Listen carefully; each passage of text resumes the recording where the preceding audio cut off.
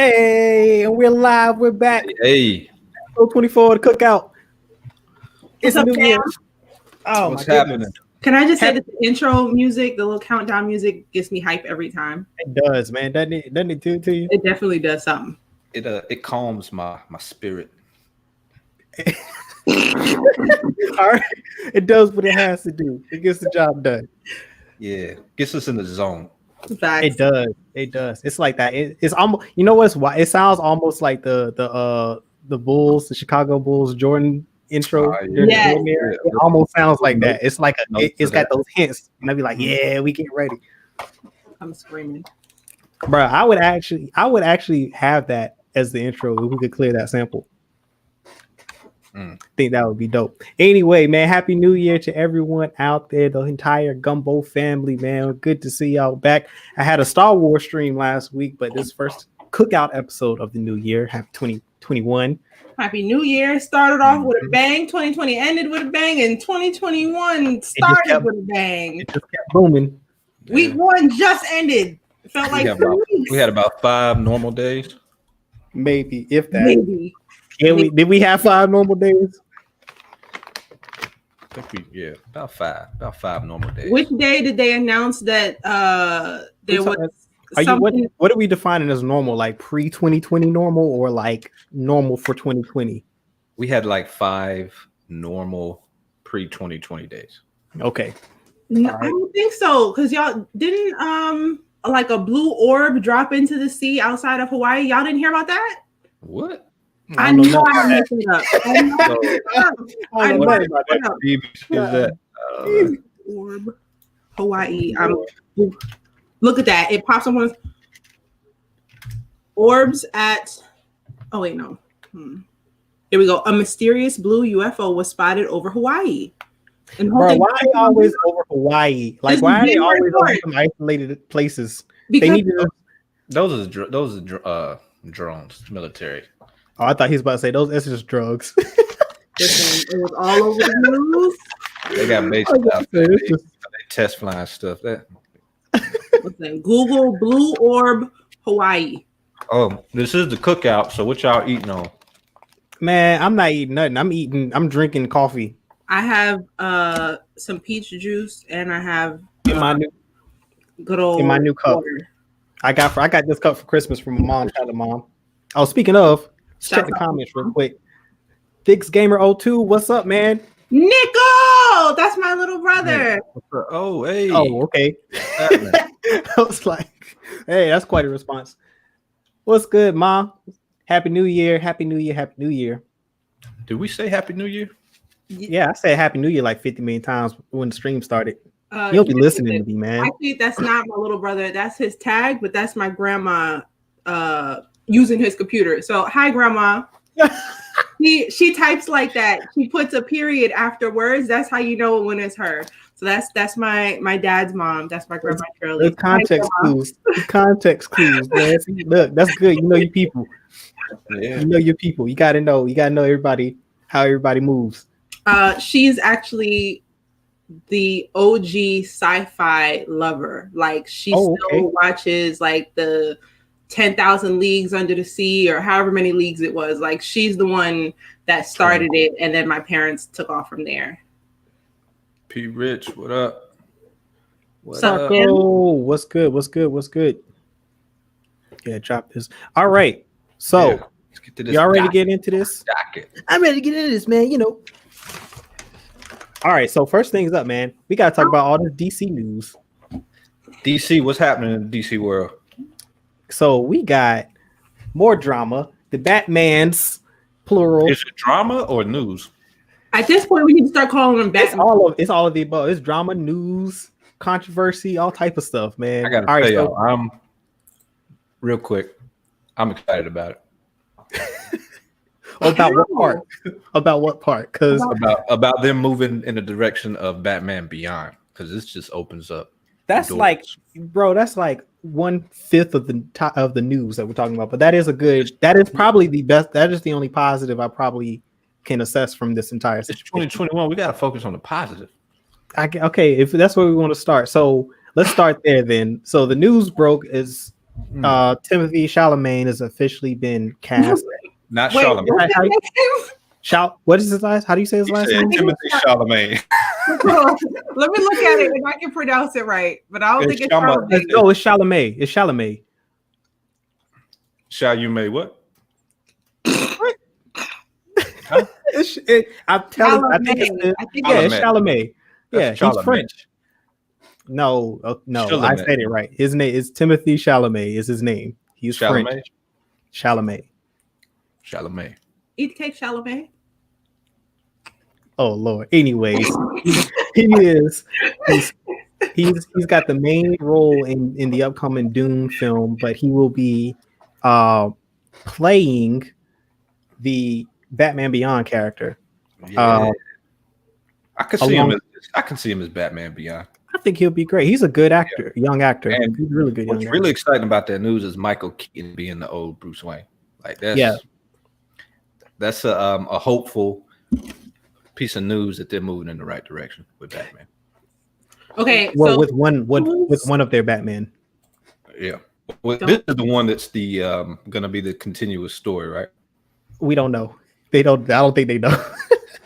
It has to be. It has longevity to the premise is just it's got longevity. The premises of all their stories have longevity. They just can't agree on nothing. So we getting half-assed stories. I said half-fast for y'all watching. Man, that's debatable. we heard what you said. I said half-fast. They can learn. Half-fast. Anyways, continue. I'm gonna let you rock. Who, me? Yeah, you might be dead. Every time we get good news from them, we also get like 45 pieces of bad news. Yeah. Okay.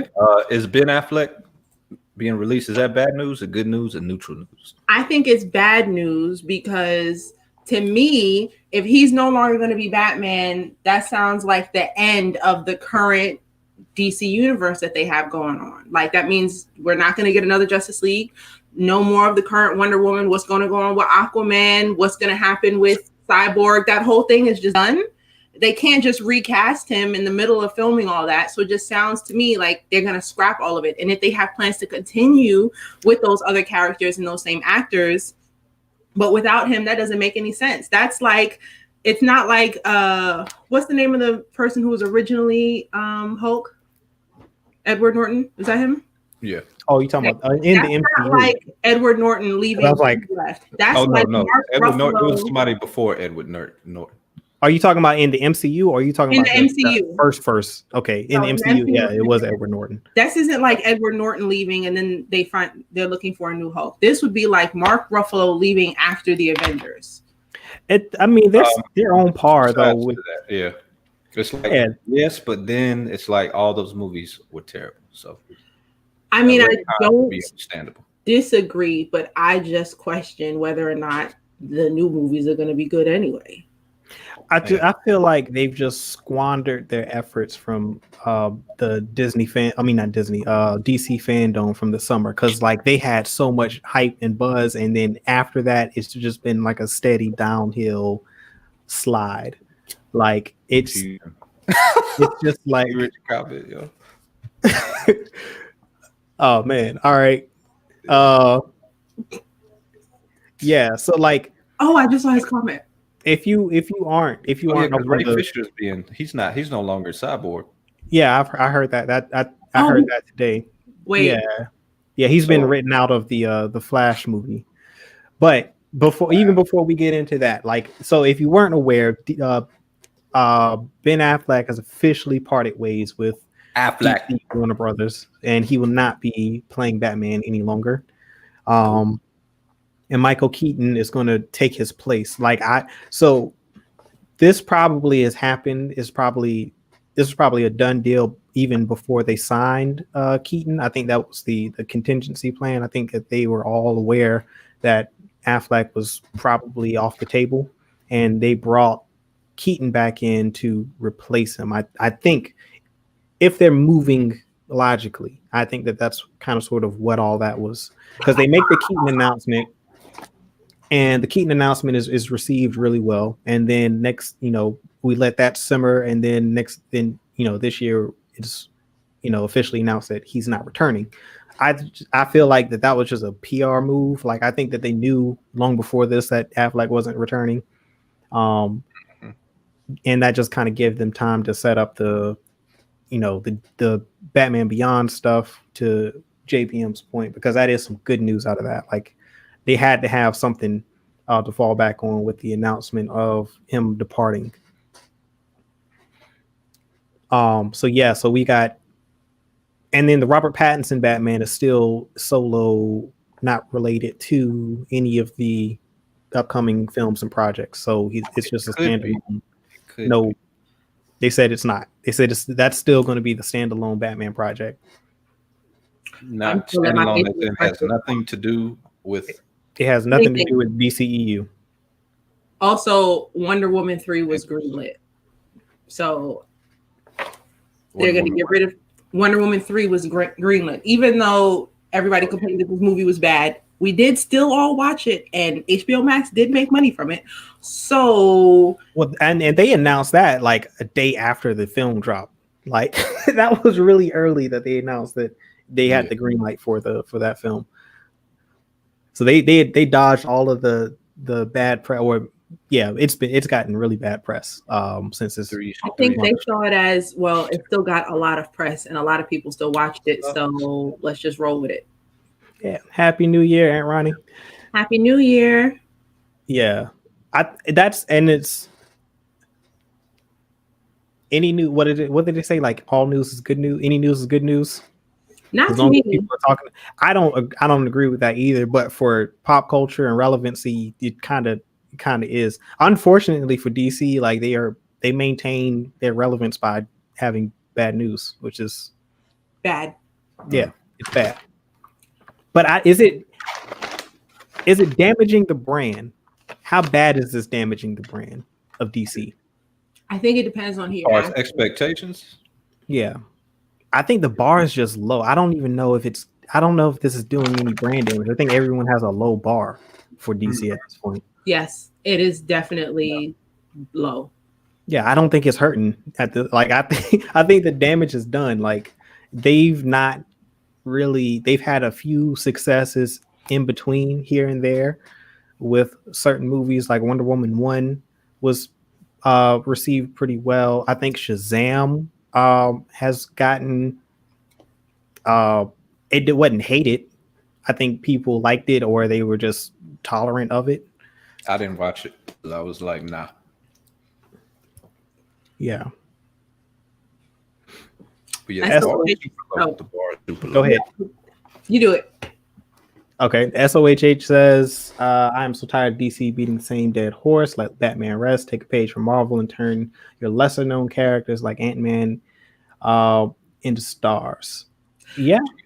Guardians of the Galaxy. It sounds so simple. I just don't understand why they can't do it. There are so many characters of DC that just don't get shine. Like, unless you're a comic book reader, if you're just a fan or just someone who likes action movies but doesn't read comics, there's so many people you don't know about because they keep making films about the same dude.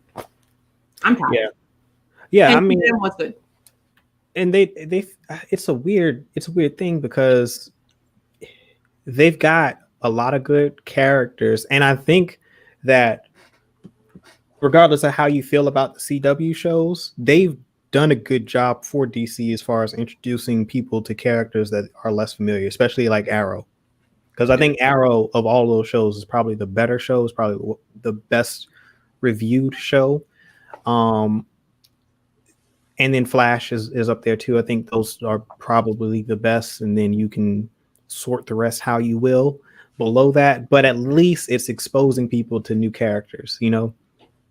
And even though it's literally the same script and they just change out characters for each of those CW shows, because that's my biggest complaint with the CW stuff. Like all of those shows are the exact same show, same format, same beats, same plot.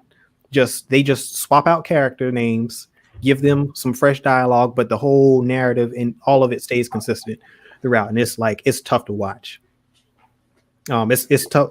It's tough to stay invested in that because it's like I know, by episode 4 this is going to happen because it's like it's all telegraphed. Yeah, you know exactly what to expect. Yeah. It's I don't know. It's like they're trying too hard to keep that off. I can't even say that. Like, I think they have this idea of how a comic book TV show should be, and they try to I don't know what they're trying to do, but I think that they're trying to create this comic book type of TV show. They said if it ain't broke, don't fix it. Yeah, instead of like trying to create a TV show with comic book characters in it, like that's been my biggest issue because they kind of sort of read like comics, but the comics, when you're reading it on a page and it's not being performed, it comes across way different than when you see a performance. In my opinion, like the character, the way things happen in a comic book panel happen way different than when you put it in live action. The translation isn't there. Like the action comes across, but like the dialogue always falls flat for me in those CW shows. Oh yeah. I don't expect any, top tier dialogue take place in those. The only one I watched from beginning to end was season 1 of Black Lightning. Black Lightning. How was that? I never watched Black Lightning. I thought it was really good, and I loved the casting. I thought they did a great job on the family, the villain. Everything was great. I wanted to watch, was it Batgirl that they recasted? It just started, I think, this week or last week. I just haven't gotten the chance. Yeah, I don't know. I don't know. It's hard for me to get invested into anything that DC puts out because it's not connected to anything. Like none of these stories lines are connected. Even when the Flash was having success and Justice League was, coming out, people were like speculating that we would see the what's the actor's name who plays the Flash? But they were anticipating that he was going to reprise his role as the Flash in Justice League, and then they cast Ezra Miller. So it's like this started this trend of we're just going to create a whole every time we do a new property we're going to recast characters but continue the storylines with the other characters, and it's kind of like it's hard to follow and keep track of. Like it's one thing when you're doing it with comic books because you're paying like $1, $2 for an issue, $3, $5 maybe max. So if you got all of these different stories and universes, it's easier to keep track of and stay invested and all that because all I got to do is continue following this storyline instead of trying to pay attention to all of these different shows and movies on these different platforms. Like it doesn't work. Can I just give DC a little bit of credit because there is a show that we watch that we all love that is connected, and it's The Boys. DC is capable of producing a quality show. They're just having some sort of internal struggle and they're not allowing people to do it. The Boys was initially released on DC when the comics, and only the first 6 episodes were because it was so raunchy and so rough. They were like, we don't really know how, our people are going to feel about it. Now that the show has come back, it is back. I want to say the comics came back at some point, but regardless, they are capable of producing a good show. They're choosing not to. Now, I will say the CW is not Amazon Prime Video, so they can't do everything on TV that they can on streaming services, but they could have whatever streaming service they want. They already have a deal with HBO Max. They can produce good content. Also, we just had what's the Watchmen? Mm-hmm. They could do Watchmen too. So yeah, Watchmen is good, but it's not. None of that stuff is connected. Like that's the part that sucks because it's like the good. No matter how good they do it, none of it's connected. So it's all of these things are isolated too. I wouldn't be so mad at the new films that are all going to come out that are somewhat disconnected if they were good. Even the ones that are connected are bad. At least just give us good stuff. Like if they were producing good films, then I wouldn't be so mad that there are 45 Batmans. I might have a little bit of an attitude, but it wouldn't be as bad. Like I'm upset that they have all these people at their disposal and they made Justice League. and they made Batman versus Superman. Both terrible movies. Yeah, I mean, all of the CW shows have like a different version of Batman that they may or may not have shown. I think the Robin Hood, Titans show actually showed Bruce Wayne, but he's mentioned in the other shows, but I don't know if it's the same person. And then of course you got Pattinson coming to play in his upcoming film. You've got Ben Affleck, who I guess his movie is canceled. Or is that movie still? I don't know. Did anybody look into that to see if because he had a solo Batman film scheduled to come out. I don't even know if that's going to be on the table anymore. At this point, I don't even pay attention to the schedules. I'm not interested in the news. The only thing I want from DC is trailers and films. I think you can tell from a trailer whether or not a film is going to be good. Because I remember us being unhappy with or at least I know I wasn't happy with the Wonder Woman trailer. And then the movie came out, and I shouldn't be surprised if the movie was bad when I wasn't happy with the trailer in the first place. So I want trailers and I want films. Anything that they tell us or anything we find out behind the scenes crap, I don't want to hear it at this point. I just want to see a good film. So yeah, I think there's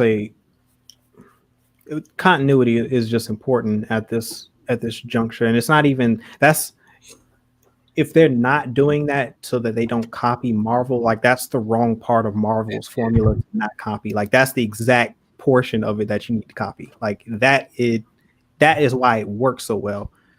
Partially, like it's a huge aspect. I say that's 60% of why the MCU works. It's because of the continuity, and the rest is them creating good stories and good solo projects for each of their characters, and then having the Avengers, where all of them come together. That also adds to it. And now with Disney Plus, Marvel is going to have the TV shows now connected to the MCU. So like everything is connected. It doesn't have to exist, in the same storyline time period. But whatever they're doing in this show has to tie to something in the future with, what they're doing. Like DC has to do the same thing. Like I don't understand why they won't commit to doing that. Even if you want to do a multiverse where, everyone exists in their own universe, there still needs to be a through line where they somehow come together at some point and have like a Justice League. But even if I like the Wonder Woman 2 film, for instance, right? I'm looking at it and I'm like, I don't know how this ties into the rest of the stuff. Like, why is this movie even important to everything else that DC is doing? Like, why should I care about this film? Same with the Batman. Same with the Pattinson film. Like, it doesn't matter even if I like the film. I think the film was going to be good. At least the trailer looked really good. But at the end of the day, I'm gonna walk out the theater like, well, why does that matter? Like, I have that expectation now, thanks to Marvel, of when I come out of a comic book movie, I expect it to have connections to something else going on in the universe. They're totally messing up. Yeah. They're missing out on that value. SOHH says, FYI, comic books only bring in 20% of the revenue for profit for publishers. The rest is from licensing deals. You have to What y'all like to see as new characters in DC? What stories you want to see told? Man, I don't know. Can't pick somebody. Anybody. You know what I'm saying? I think we had some people in the comment section referencing some names. I did see somebody mention Static Shock, which Static Shock is going to be good, but it's not going to be connected to anything else.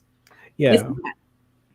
Also, I mean, even within the Justice League, like you got Martian Manhunter, like you got a bunch of characters in the Justice League. Like most of the DC characters are at some point have been in, like, had some sort of connection, whether or not they were in Justice League or not. Like they had some tie into the Justice League. Like, I don't know, man. Like anybody pick, they can go like this and pick somebody. Like not every DC character needs to be connected to a story. But even if you were going to pick characters, like I mean, but even if you're going to pick one, even if you're going to pick a story to tell, like, it's just make the story strong. You know what I'm saying? Like have a strong enough story where people are going to care about, like, and get invested into the character. Like make us care about this character. Like Superman, Batman, Wonder Woman. Like the Flash, like all the characters they keep going back to, they have expectations. Like if you start with a character that no one has really high expectations for, like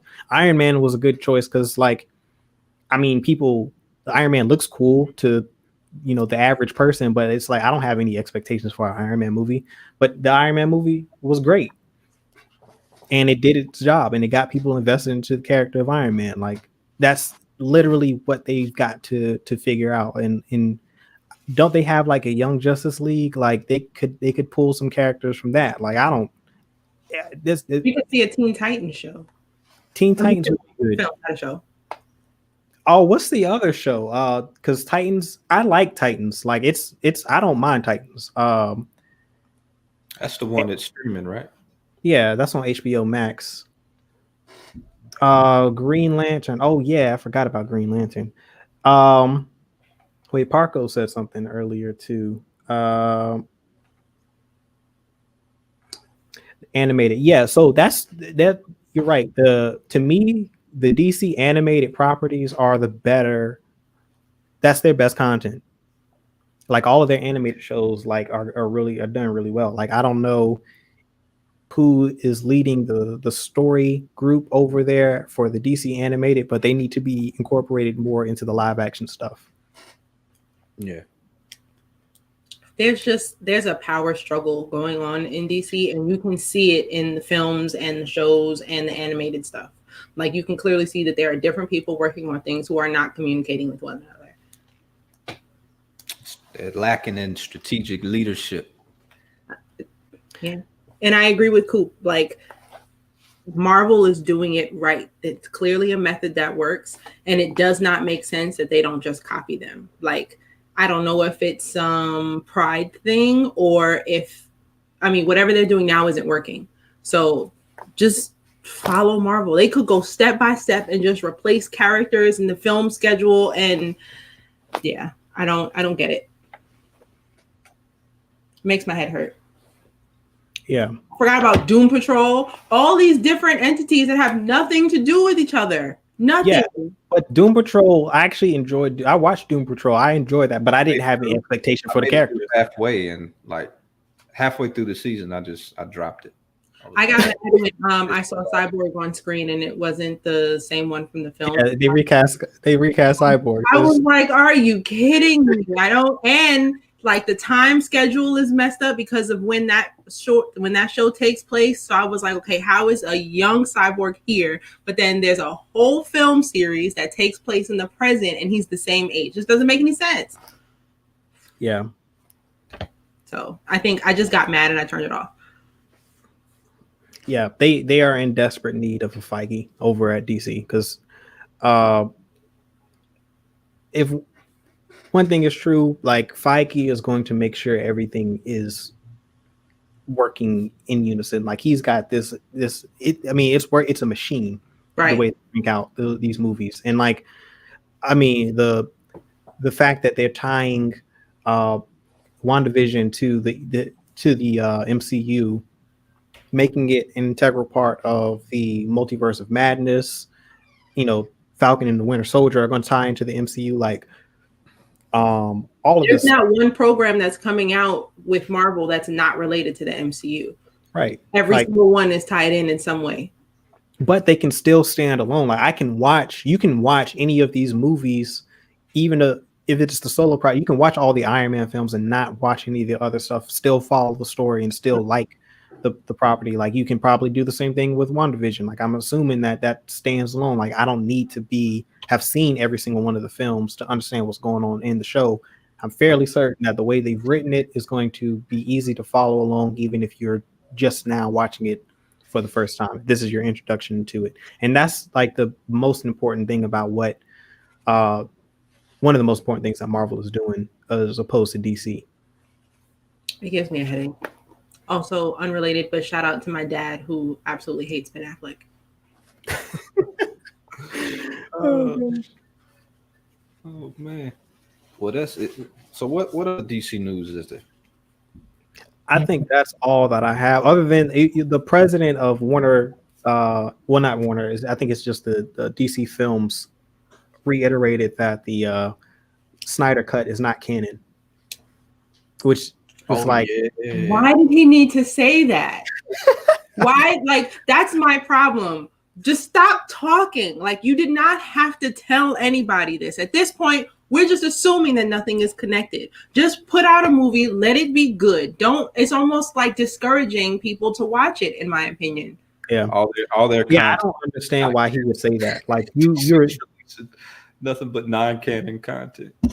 Yeah, like why would you, like, you should be, I don't understand why as the president of the films you would put down any film that is coming out of your camp. Like, that makes no sense to me. He said, yo, we spent mad money on these reshoots and all this editing, and guess what, y'all? It don't have nothing to do with what we got going on, but have fun when you watch it. That was unnecessary. Yeah, he just said, I mean, and he also says that the Keaton Batman is going to be the main story going forward, and the Batman Beyond stuff. But it's kind of like, why? I guess he and Zack Snyder must not see eye to eye, because I don't understand why it was necessary for him to say that. You know what it's like? It's like a Thanksgiving dinner and siblings who don't like each other and they just talking ish for no reason and bringing up old stuff. That's what DC News feels like. Just a discombobulated family that's having arguments so publicly, and nobody needs to know about this stuff. Also, I love that there is an argument going on in the comments. Yeah. It's just like 1 million comments. Yeah. Comments popping off. Also, someone did mention, I think it was you, JBM, that they're releasing 4 movies every single year. Was it DC, right? It was DC. Yeah, I think the news was 2 films and 2 releases on streaming platform. So on HBO Max. Yeah, HBO Max. Is this because of the theaters, or is it like? I have no idea. But this is their plan. Okay. Whatever's going on streaming is going to be an extended universe, and whatever's in the movies is just going to be theatrical releases. Don't know if it's connected. Here's my problem. Like, why even tell us this? Especially when, 1, just because of COVID, things are all getting messed up. 2, there's clearly a lack of communication going on over there. And 3, are these movies going to be related to each other? Like, don't tell me that you're releasing 4 films this year and each one is going to have nothing to do with the next one. Just put them out. Don't tell me nothing else. Yeah, I agree. Like, I don't think that comment was necessary, but at least now we know that they're doing status quo, like just releasing films that aren't related to each other. Yeah. I don't even believe it. Let's see if we get 4 films. Let's see. So far, we know we're getting the Snyder Cut. So that's, I think isn't Flash coming out this year? Where's this news? Snyder Cut. So Snyder Cut, Flash, the Batman movie with that comes out this year. And then what's number 4? Because Wonder Woman was fourth quarter 2020. Oh, the bad guys who get together and do good stuff.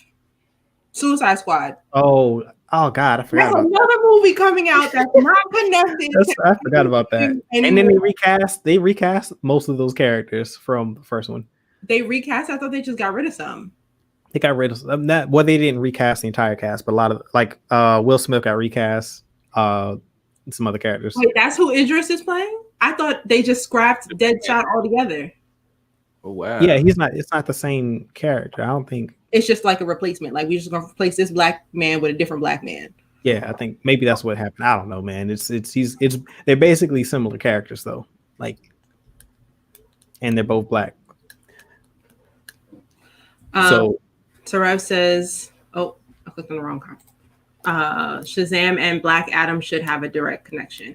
I did like Shazam. I think it was SOHH that mentioned it earlier. I thought Shazam was fun. I'm interested in seeing a second one. And if Shazam and Black Adam are going to be connected, that's great.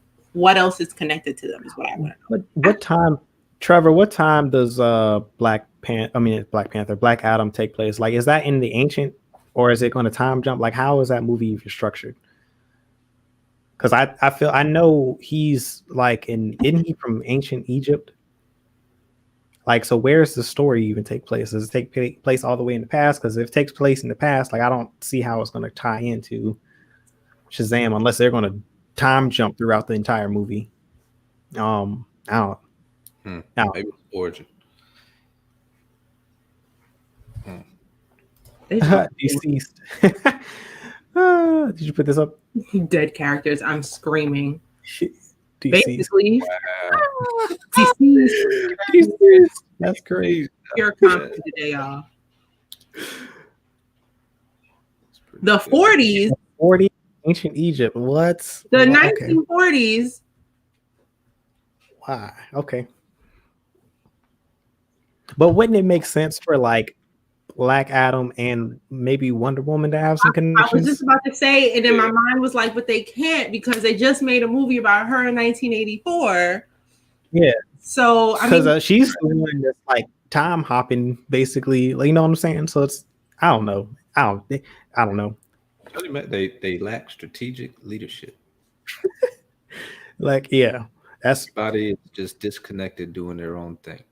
That's a fact. I would love to talk to these people individually about like, so do you like him or not? Hired. Yeah, they've got a lot of. Who hired them? It's a lot of drama going on behind the scenes. Anyway, that's all the DC news I have. Anybody else got any other DC news they want to talk about? Nope. I'm just interested in Batman Beyond. I'm not disinterested. I think it's dope. I like Michael Keaton Batman. I just want them, like, let's just say they make it great. Keep going and make good movies with it. And once they get out of the Batfleck films and the Robert Pattinson films, stick with Timothée Chalamet and Michael Keaton, and that's it. Like, don't make any more Batmans. Nothing. I don't even like, as dope as it would be, don't even try to cast a black man for now. Just stick to the ones you got and excite us with some new stuff later and bring out some new characters. Nah, that's gonna happen. You may as well prepare for that. They're gonna get Batman before they introduce new people. Yeah, the villains in Batman Beyond can be different. It's be interesting to see what take they do on that. Yeah. Anyways, so moving on to Marvel news, Ant-Man 3. This is coming from a report from We Got This Covered. Ant-Man 3 will reportedly introduce Fantastic Four into the MCU. What do you guys think about that? This means it's probably going to get. Though I know for sure they're going to recast the Fantastic Four. It would not be the Josh Trank characters. Let's talk about. Oh no, that was DC. This is sounding a lot. Like but this DC.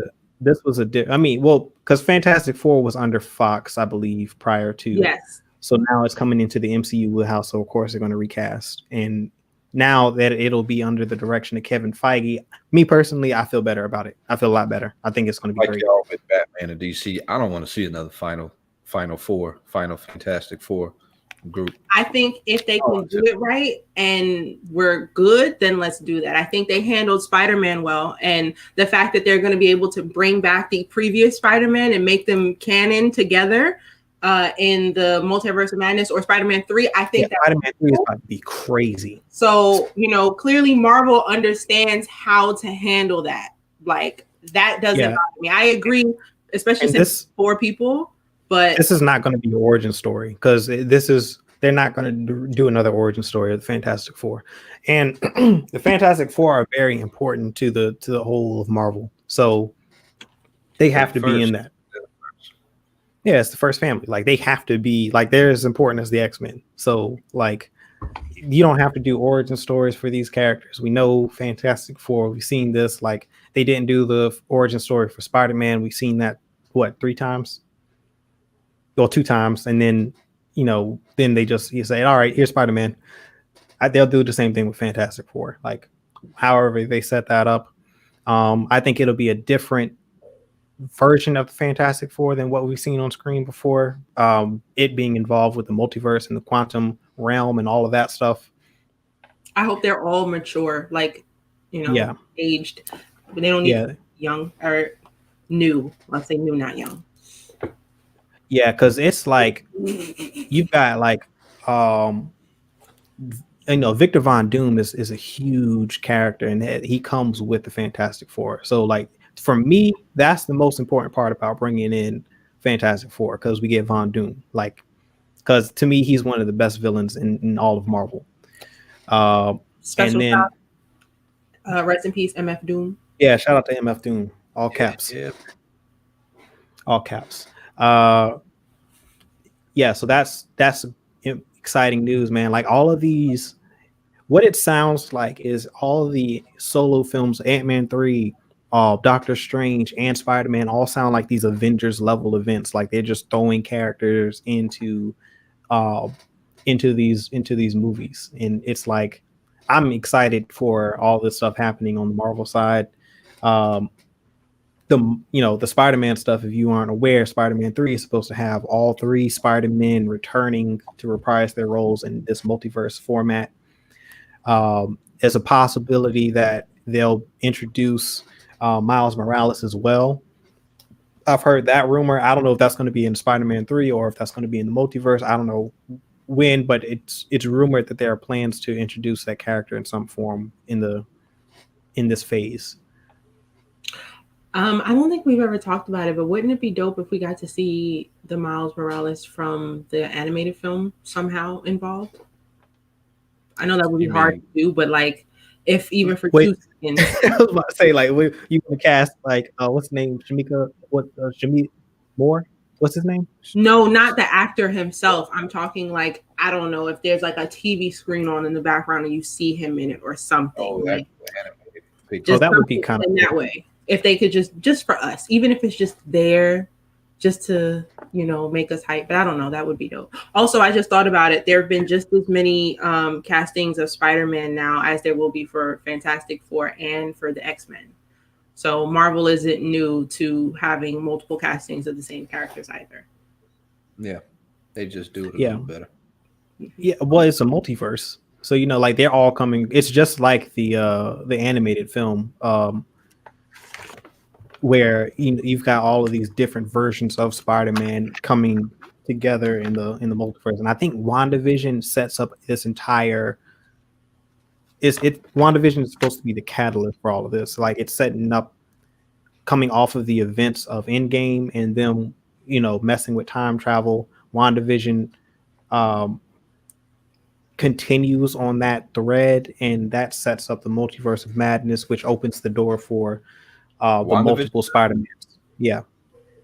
I wonder how they tie that in. She causes it. Yeah. She like creates a rift and a dimensional because she's basically upset about Vision's passing, so she's creating alternate universes in her mind and bringing them to reality. Yeah, and her powers are based on the reality stone, I believe. Correct me if I'm wrong, but I believe I think that's the stone that they use to get her powers. So that's how she has stone that was vision. Yeah, she can. Soul stone, what? No, he had the mind stone. Mind stone. The soul stone was on that the planet they had to make the sacrifice for.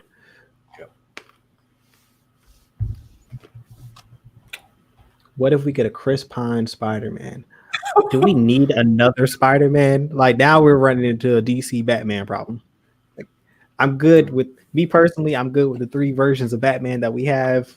I mean, Spider-Man, the Tom Holland, Andrew Garfield, and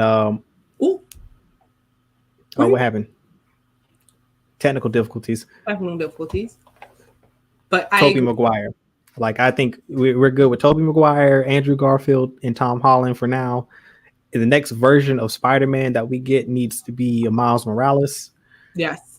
And then we can worry about doing once, I guess, if Tom Holland ages out, or I don't know. But having another Spider-Man, I don't know why we would do that unless it's not Peter Parker. If Chris Pine is playing another version of Spider-Man that's not Peter Parker, then okay, that I could see that. I don't know how necessary that is, but I would be more open to it. I don't need another version of Peter Parker, though. Wait, Chris Pine, which Chris is that? Is that Star-Lord? Chris Pine, no, that's Chris Pine was in Wonder Woman 84. Yeah. Oh, when was he Spider-Man? He wasn't. Was he? Did he voice the Peter Parker in Into the Spider-Verse? I think that's what Travis said. Oh, because we were talking about Into the Spider-Verse. So with Miles Morales being cast, I mean, if they were to cast, if they're going to cast the actors that voiced the characters into the Spider-Verse, I wouldn't have a problem with Chris Pine coming in as to be that version of Peter Parker for the Miles Morales universe. That wouldn't bother me. I think Josh over at the Den was saying that I guess this is a rumor that he has heard, but the Tobey Maguire is supposed to be possibly the mentor for Miles Morales, since he is the older version of Spider-Man. So I don't know. Either way, I would be cool with either of them. All I know is he kind of built like Peter Parker, though. He's like Chris Pine comes back as Spider-Man. Why wouldn't they bring back the second Spider-Man? That was the one that was actually teaching Miles Morales, the guy from New Girl. I don't watch New Girl. Forget his name. He's like a Oh wait, dude. Okay. I can't. It'd be interesting to see him on the big screen as Spider-Man. Like Chris Pine played the Spider-Man, the Peter Parker that died. Yeah. Okay, spoilers for those who hadn't seen. Wait, those were different voice actors? Yeah. Two different voice actors. But they were playing the same universe. Yeah, because it's different universes. So they had different actors voicing those different characters. I thought they were playing the same person in different Jake Johnson over again, because I could have sworn the voices. I thought they were just aged. I don't know. I have to watch it because they were both Peter Parker, right? Yeah, they're both Peter Parker. Like everybody was a version of Peter Parker minus Miles. Dang, even the pig was still a Peter Parker. Was Peter Parker. And the Spider-Man Noir. He was Spider-Man Noir was Peter Parker. Yeah, that was Peter Parker. Oh, the girl with the robot was not. Yeah, that's different. She was, and then Gwen. And then Gwen too. Of course, is not Peter Parker. This is a lot. But Jake Johnson. If they they're not going to bring Jake Johnson on the big screen. I mean, well, here's the thing though. That's the Sony properties, because Sony could technically do that because they're sharing. It's a split custody of Spider-Man between Disney and Sony. So Sony could totally do this and build their own Spider-Verse with the Into the Spider-Verse cast. That could be an interesting thing, but like their version of it wouldn't be connected to the MCU. Like I think they said that Peter Parker will appear in Venom, but I don't know if that's going to be Tom Holland or another version of Peter Parker. But like Venom is Tom Holland. But no, I would like to see a seasoned and older Spider-Man with Venom. That would be dope. Yeah, like I mean Andrew Garfield would be a cool, version of Peter Parker to kind of sort of appear alongside in the Venom movie in the Sony universe. I would be okay with that. Question: what do we think the current Venom films are in the same universe? That's of what's going on. No, that's going to stay in Sony with Sony, the Venomverse. Now, what's going to be shared are the other. I think the other. What? Venom's not possibly. I don't know. They're sharing all these things because the rumor. Well, so everyone from the original, like the Sinister Six characters that they've already cast, are coming over into the MCU in the Spider-Man 3 film. So the only one that hadn't been confirmed to my knowledge is that Tom Hardy's Venom is coming over to the MCU. Oh no, yeah, Venom and Morbius officially set in the MCU. But is that Tom Hardy's Venom? It's got to be. This was announced January 2020. This was last year. They announced this. Yeah. Why would they make another Venom? Are officially set in the MCU. Which I didn't understand Morbius not being in the MCU in the first place, especially when he's a vampire and the MCU is working on Blade. Yeah. Yeah, I guess. I mean, maybe I don't know. I thought I heard that wasn't that the R rate, because isn't Venom R? I mean, it's time for Marvel to get over that. PG-13. But in this little, I guess, rumor report, it says going into Venom, there were rampant rumors that Holland Spider-Man would make a cameo. So maybe he'll. Yeah, that was the thing, because Sony still owned at the time. Sony owned, like, had the full rights to the Spider-Man character. They kind of just leased it to Marvel for the Civil War appearance. That's kind of changed now. So, like, you know, I don't know. It could be. I wouldn't be opposed. I mean, I'm 100% down for Venom and, you know, Tom Hardy's Venom to come into the MCU. Like, I just don't know how they're going to finesse all of that. Like, that's a lot. Like, I think they can do it, but that's a lot. That's quite a. Man. Have y'all seen the Morbius trailer? Did they drop a trailer? That was something. If you watch it later, I feel like the Morbius, just based off of the trailer, the film is just like mostly origin story. Like, from what I get from the trailer, we don't really get to see Morbius at his power form till close to the end, which tells me they have more plans for the character outside of that film. So I mean, they've got to connect him to the MCU. I feel like them bringing those two movies in, they'll be building toward like a Sinister Six or something. So they would keep the. That's been the rumor. To keep the same actors. The rumor has been that the Sinister Six is coming. Initially, before, I don't know what kind of deal that Marvel and Sony have worked out, but apparently something is been signed for these characters, because Sony still owns the rights to Spider-Man, so it's shared still in the Spider-Man universe, which includes all of its villains. So if they've worked out some sort of joint custody deal with all of the characters so that they can appear both in the MCU and in Sony's version of the Marvel universe, power to them, because like I said, that's an extraordinary feat, because from what I understand, whatever Sony does and takes under its wing and develops and produces is those stand alone from the MCU and what Disney is doing. Where they merge, I don't know. Like, that is a weird deal. Like, I agree, it's definitely weird, but we've already gotten to see 4 of the Sinister Six on camera, and which is why that was strange to me when they announced that they're all coming back in the MCU to reprise their roles. I'm like, that's crazy, because I like, how did that work? Like, what does that contract look like? Dollar signs. Yeah.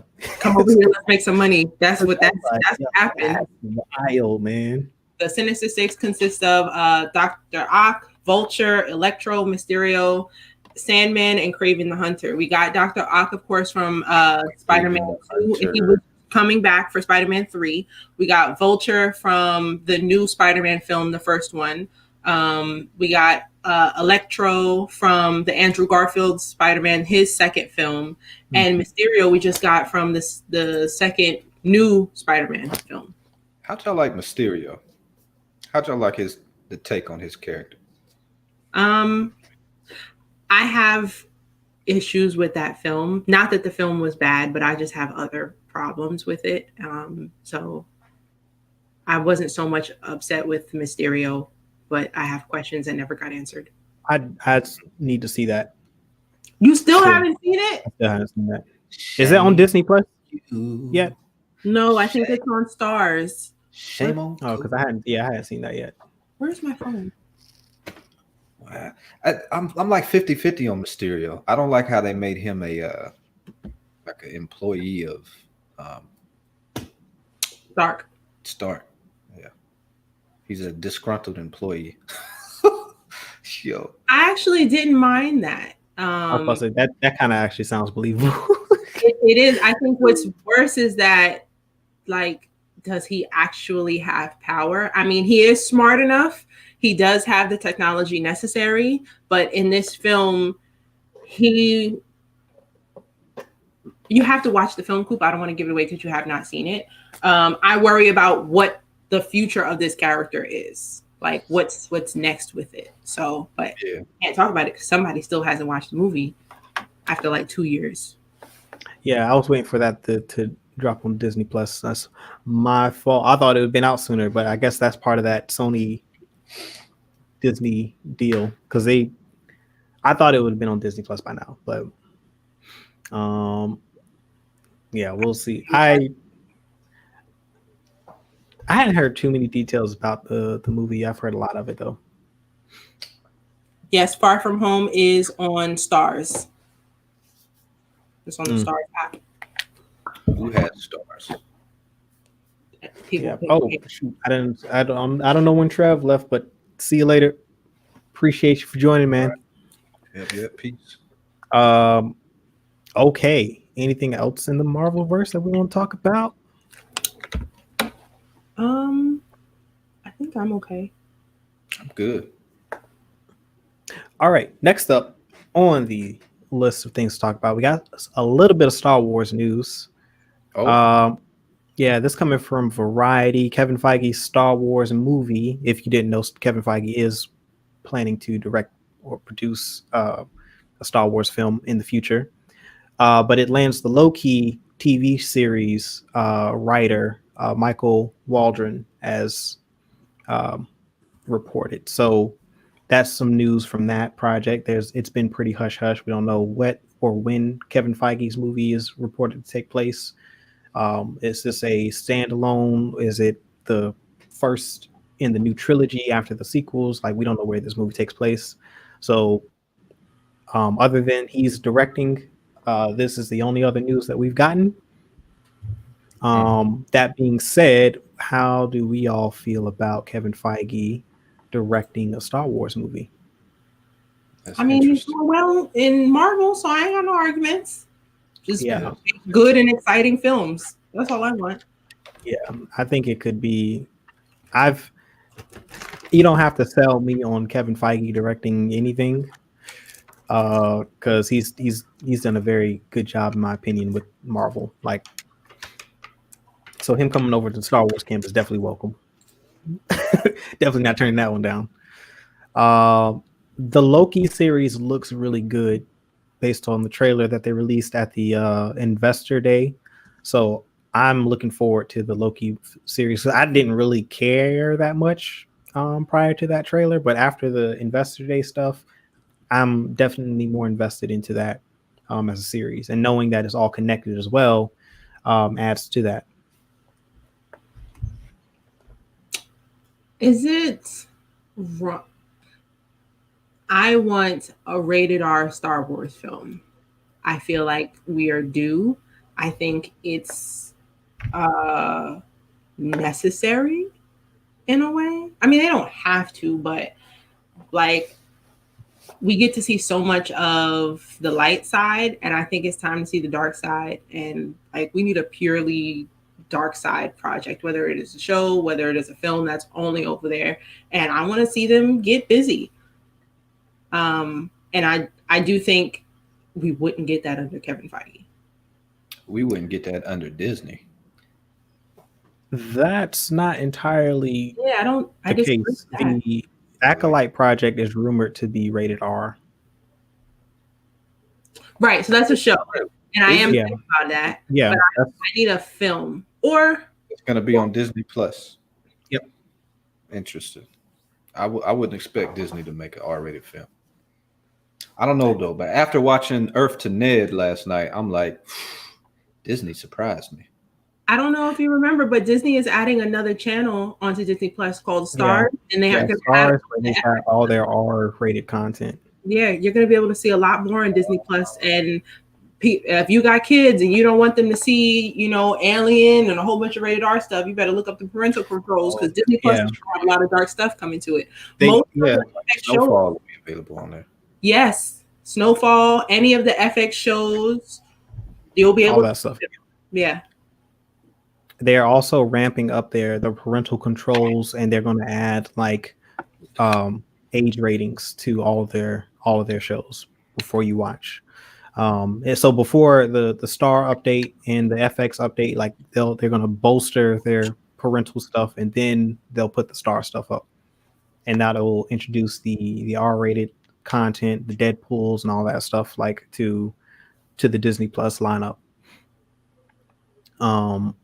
Because they do want to maintain that kid-friendly environment, of course, but they also know that they've got a variety of viewers, and then they can get a lot more subscribers if they can appeal to a wider range of viewers. And like, I mean, they've picked up subs quickly, and with the addition of Star FX and the all the upcoming Marvel and Star Wars stuff, they're going to get a lot more. Especially now that we know that everything ties in together. Like we know that, especially on the Star Wars side, like all of it ties in to canon. The Marvel stuff, the TV shows, unlike the Netflix stuff, ties into the films. So continuity is going to be a highlight for Disney Plus.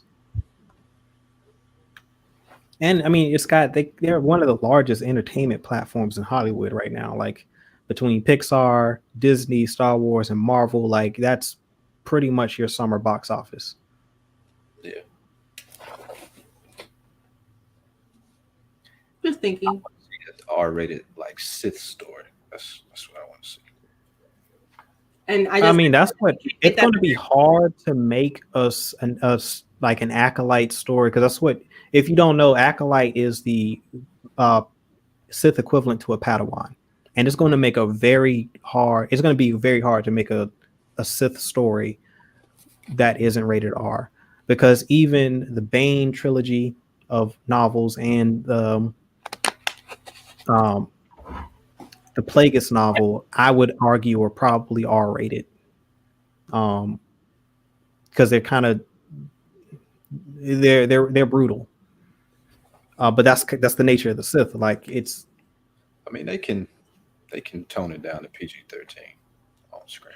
I think that's the problem. They can. I just don't think they should. And it's the brutality of, like, if you want to get the effect across, like the stuff that happens in the Bane novel and the stuff that happens in Plagueis, like the way like they torture and torment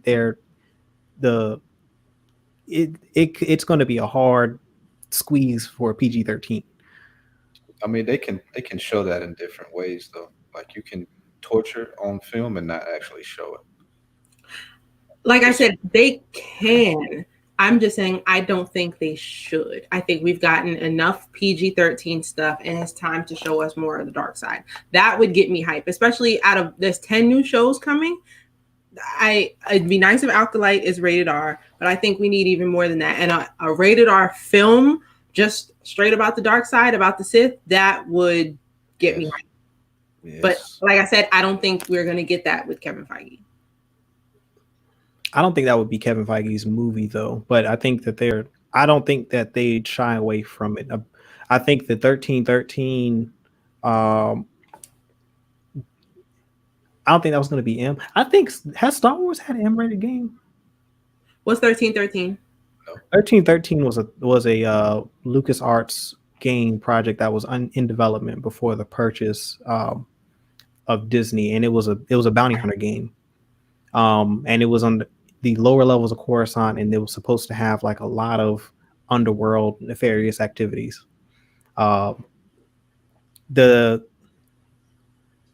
don't think Lucasfilm would shy away from that, and I don't think Disney would necessarily force them to go away from an R-rated. I think right now where they are, as long as I think their main focus is to tell good stories and have continuity. Like that seems to be the priority for them at this juncture.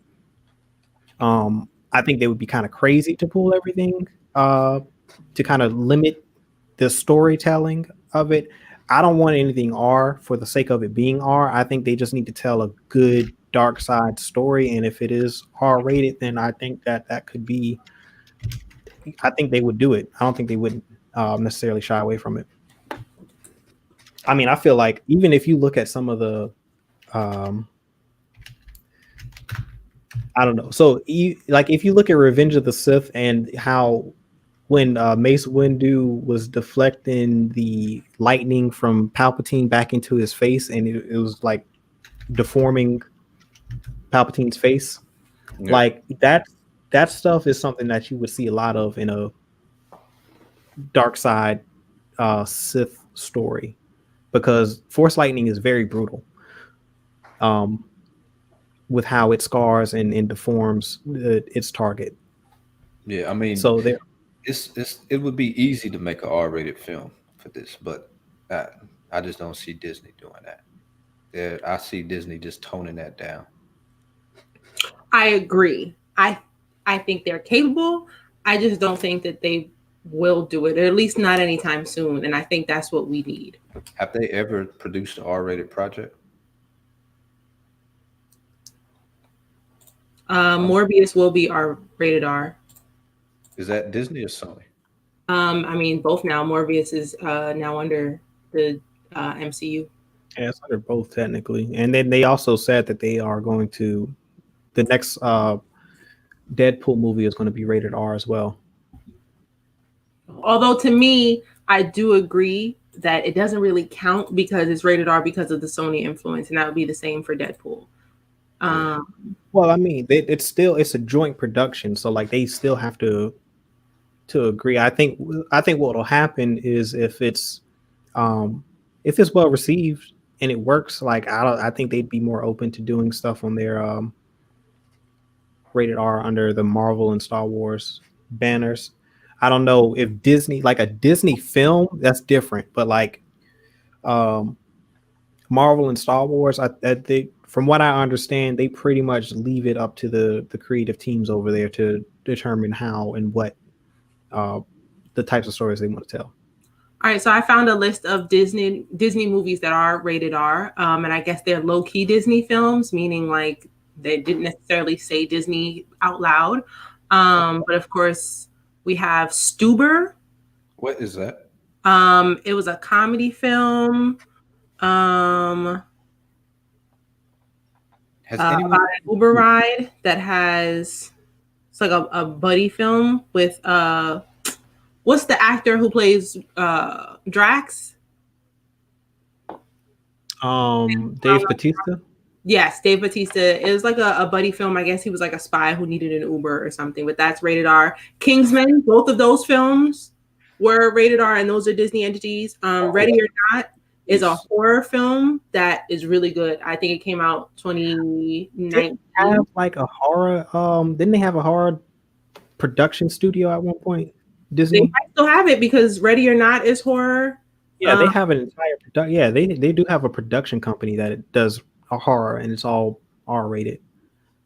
Apparently, Judge Dredd was a Disney production. Oh wow, okay. So there's some hope. Oh well, this says Blade was Disney, but I don't know if Blade was Disney then. They have the 1998 one. No, that was. They're adding it because it's Disney now. Yeah. Die Hard was a Walt Disney film, so they're capable. They just don't write their name loud over it. There's a lot more. Yeah, like they approach it differently. Like to Amani's point, but they don't put. They treat it. They do. They put the Disney. I don't remember them. They don't put the Disney logo in front of Star Wars movies. It's probably at the end, very small, at the end of the credits. Yeah, in the credits, like but I don't. They don't do that. I don't think they do that with Marvel either. New Mutants rated R. Yeah. Man, when is that movie coming out? Or is that a hard 13? Oh, wait, New Mutants did come out, and they made people pay for it. Yeah, so they ain't nobody see that. I heard it was bad though. I mean, heard bad things about it. Bad when it was finished filming 5 years ago. And no, New Mutants is PG-13. That don't even make sense. Oh my goodness! Do we type in New Mutants? The question, "Why is New Mutants so bad?" pops up. That's man. Bad. Yeah, that doesn't bode well. Anyway, that was it. That's basically the Star Wars news. Anything else we want to add? That's all I got. Hey, I'm all for the R-rated Star Wars story. Bring it on. Bring it on. Yeah, I will mention that there is going to be after this. So once the projects that they announced at the Investor Day, once those are out, the next lineup of projects is going to focus on the dark side, is what the rumor is at this point. Whether or not that's true, I don't know. I can't corroborate that, but I've heard a lot of people talk about the next lineup of projects for Lucasfilm are going to be focused on the dark side heavily. For TV release, not like novels or nothing. TV, film, novels, all of it. Like they're going to do a large push on the dark side content, which means that a lot of this is going to take place prior to the High Republic. So like this is going to be like old Republic stuff. Like we're probably going to see some form of like the origins of the Sith. We're going to see Revan and Malik appear in some form or fashion. We're going to see the war between the Sith Empire and the Galactic Republic. There's even mention of it in the High Republic, because there's a character in there that fought in the Sith Wars. It's just interesting. I will talk more about that though tomorrow on the Star Wars Sunday stream. Man, they could make 6 seasons out of that war. Out of what? Sith versus the I guarantee, I promise you that the Sith War, now that's going to happen at some point in time. Like how they go about it is going to be interesting. They're also going to do the Mandalorian Wars at some point in time. There's no way they're going to avoid doing Mandalorians. I can't back that up, but because of the success of the Mandalorian, there's no way they're not going to do a Mandalorian Wars show or movie. It could be a trilogy. I don't care, but yeah, that's going to happen. I can dig it. Yeah, but we'll talk about that more on tomorrow at 7 p.m. Eastern Standard Time. That's a funny question. Now, for the community topic, we are going to do something a little different. We're going to just freestyle it. We're just going to talk to you guys in the comment section. Let's talk about like things we've watched, catch up with how our holidays were, anything that shows related, anything we want to talk about. Man. We're not going to get political, but we're going to talk about stuff entertainment wise. Kick it, chill with you guys in the comment section. Yeah, anything you want to talk about, put it in the comments. I saw a comment. Is anyone seen Bridgerton on Netflix? I have seen bits and pieces, but my family is obsessed with this show. There's 1 season, 8 episodes, I think. Each episode is a full 60 minutes. It's written by Shonda Rhimes, the same woman who is responsible for Grey's Anatomy and every popular show right now with a mixed couple. She's the one that did Scandal, right? Yes. Yeah. I said a mixed couple instead of interracial couple. I'm screaming. But hey, no, when you said that, I was like, oh, these are like all like mixed people in a in a relationship. I wouldn't even think about interracial relationships. I will say Bridgerton, like I haven't had the time to actually sit and watch it, so I couldn't name the characters, but the parts I've seen, I mean, the casting is similar to the Cinderella movie that came on TV where Whoopi Goldberg had a white husband and they made an Asian son. Like that. Wait, what? You didn't see the Cinderella movie starring Brandy as Cinderella with Whitney Houston as the fairy godmother? Seen?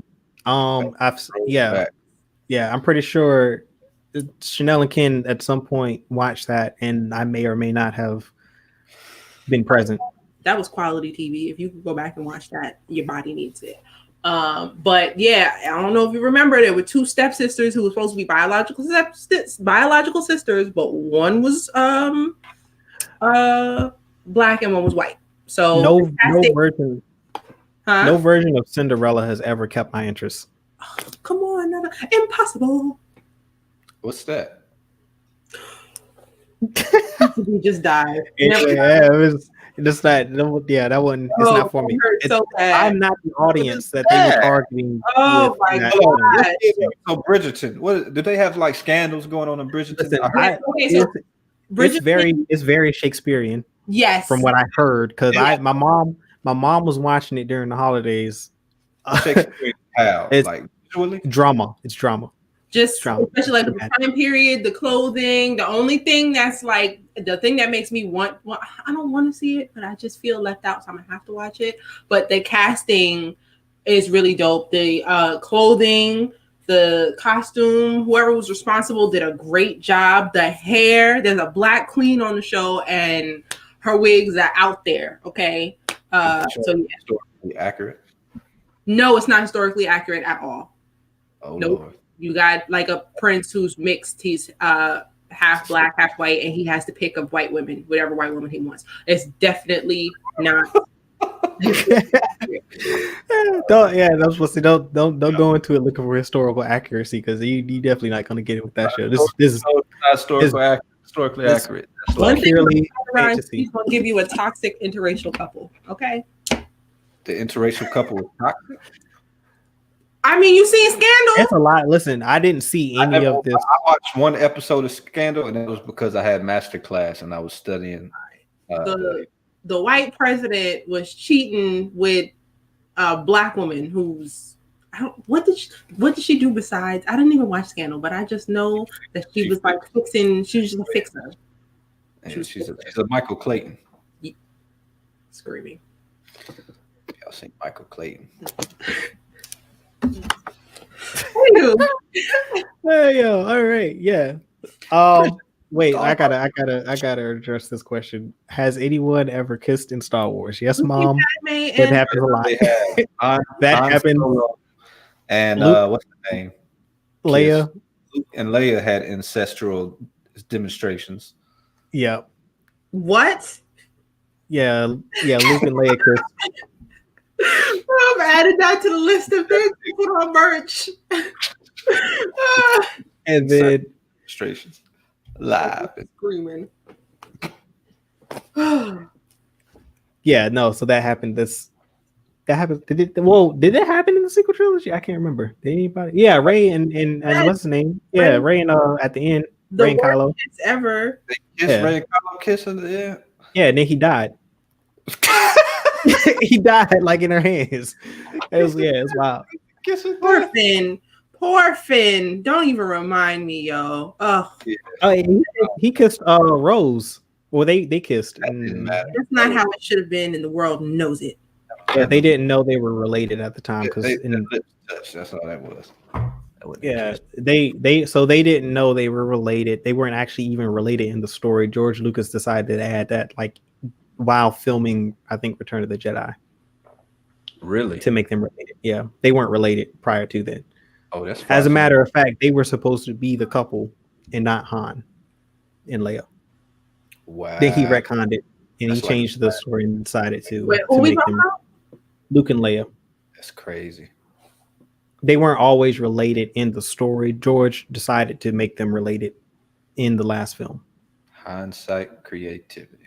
I got to deduct a point from George for that. It worked. Incest, fraudulent. As for any more low-key fire, did I ever talk about a show called To the Lake? Have I ever spoken about it? The community channel you've talked about it. I don't know. But I've never. Okay, y'all. There is a Russian show on Netflix. It's mad good. It's called To the Lake. Basically, there is a virus way worse than Corona, so it's not like a Corona story. That's getting people sick, and there's an outbreak of it in Moscow, Russia, and so the show follows a family who's trying to move to the countryside, trying to escape to the countryside to avoid the virus.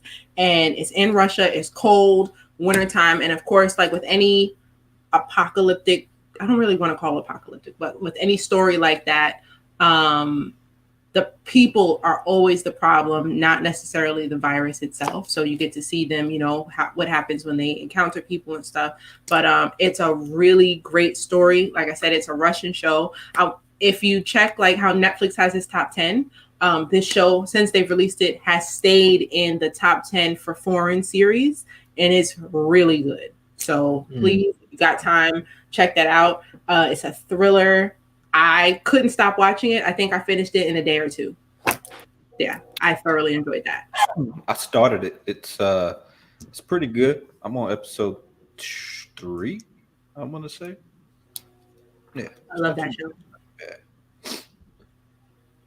And where's it streaming? This is on Netflix. I want to Cobra Kai, but I feel like we need like a show dedicated to Cobra Kai. Yeah, I finished watching Cobra Kai this week. Cobra Kai is amazing. You just mentioned a little bit about it. Good. Yeah. Tell the people what Cobra Kai is, because I had no idea. So Cobra Kai is a new story based on the original Karate Kid franchise, and it's like a old meets new. Gen Z meets Generation X. That's not going to sell the story at all. Wow. Go ahead, Coop. Sell this. So if you are a fan of Karate Kid, the first film or the subsequent sequels after this 1, 2, and 3 show is definitely it has a lot of callbacks, there's a lot of nostalgia, but it is its own story. It does follow the cast of the original cast of Karate Kid. Daniel and Johnny are both the two main characters, and then Generation you got your next generation of students. Johnny has had a rough go at life ever since high school, and he meets this young kid, immigrant next door. They have an interesting interaction,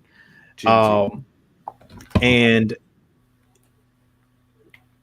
through circumstance, he decides to train Miguel, this kid, and in doing so, he decides to reopen Cobra Kai, but he wants to kind of rebrand Cobra Kai and not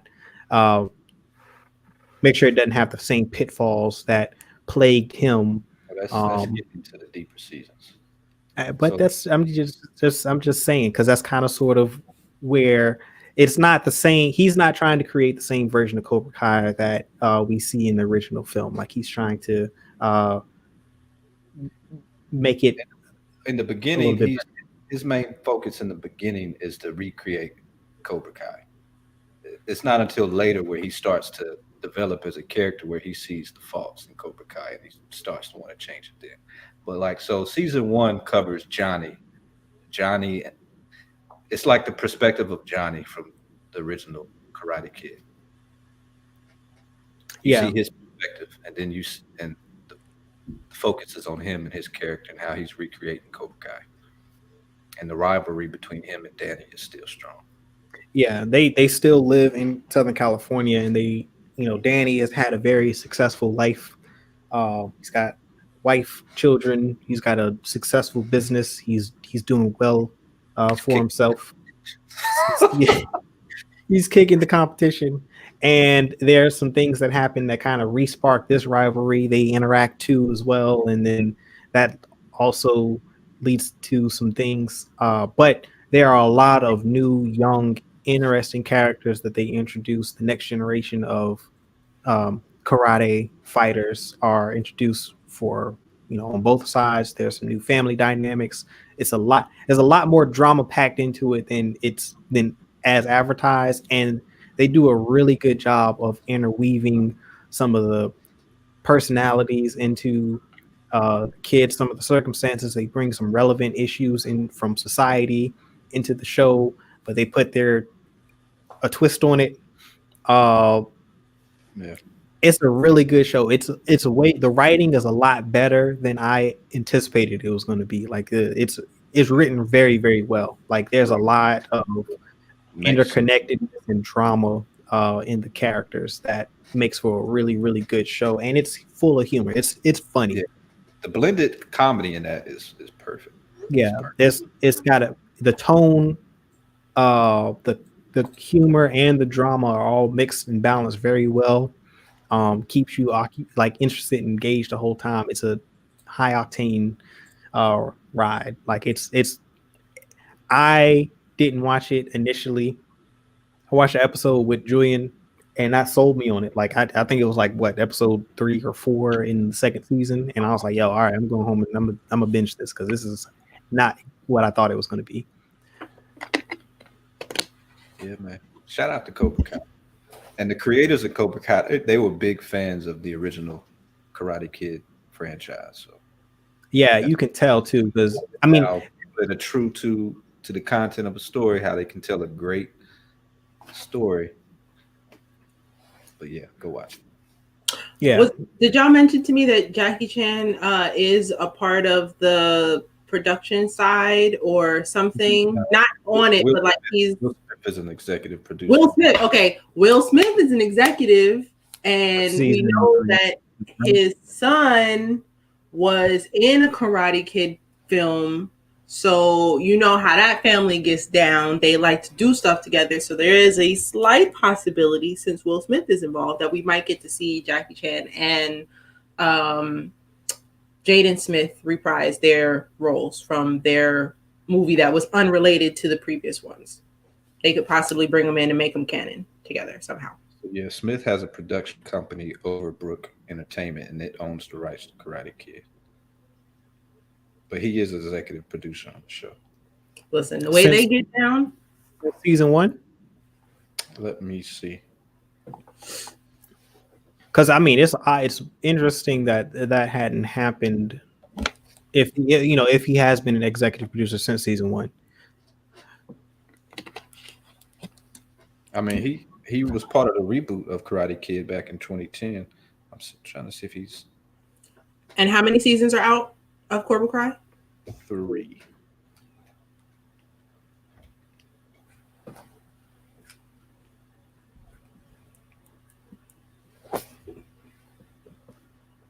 Coop Daddy Yoda. What's good? What's up? What's up? That might be my favorite cookout memory.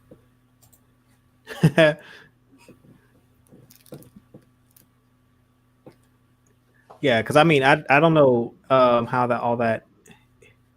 It's a possibility for sure because those stories aren't connected and they aren't the same.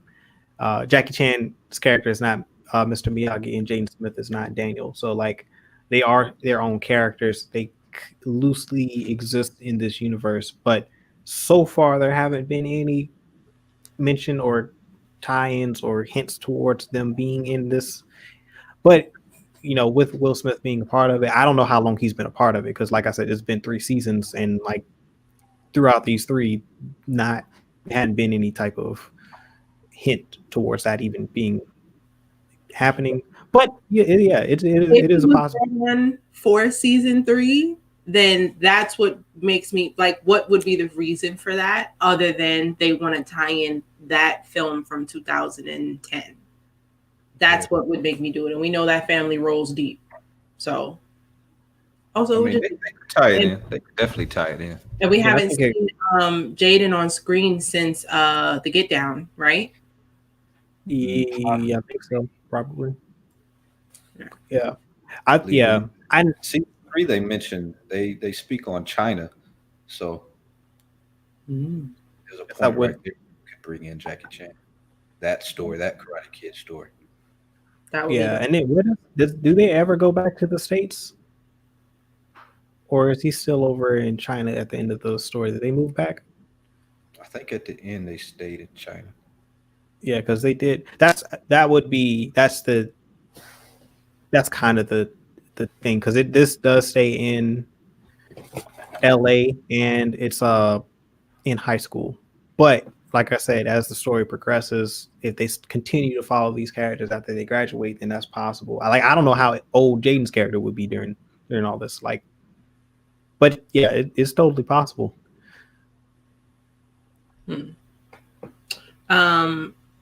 I have another suggestion that is for everyone, not just for the ladies in the chat. There is a show on Stars. It's Stars called P Valley. It's about a strip club in Mississippi, I think. It is a great show. I think everybody should watch it. It follows a young lady who goes by the name Star. No. Oh, I forgot. Autumn Night. That's her stage name. All right. But it's a great, great show. Like everybody can watch and enjoy that show. Every guy that I know who's watched that show loves that show. It's not just about chicks taking their clothes off. It's a drama. There's a little action. Lots of Black people. I think y'all would like this show.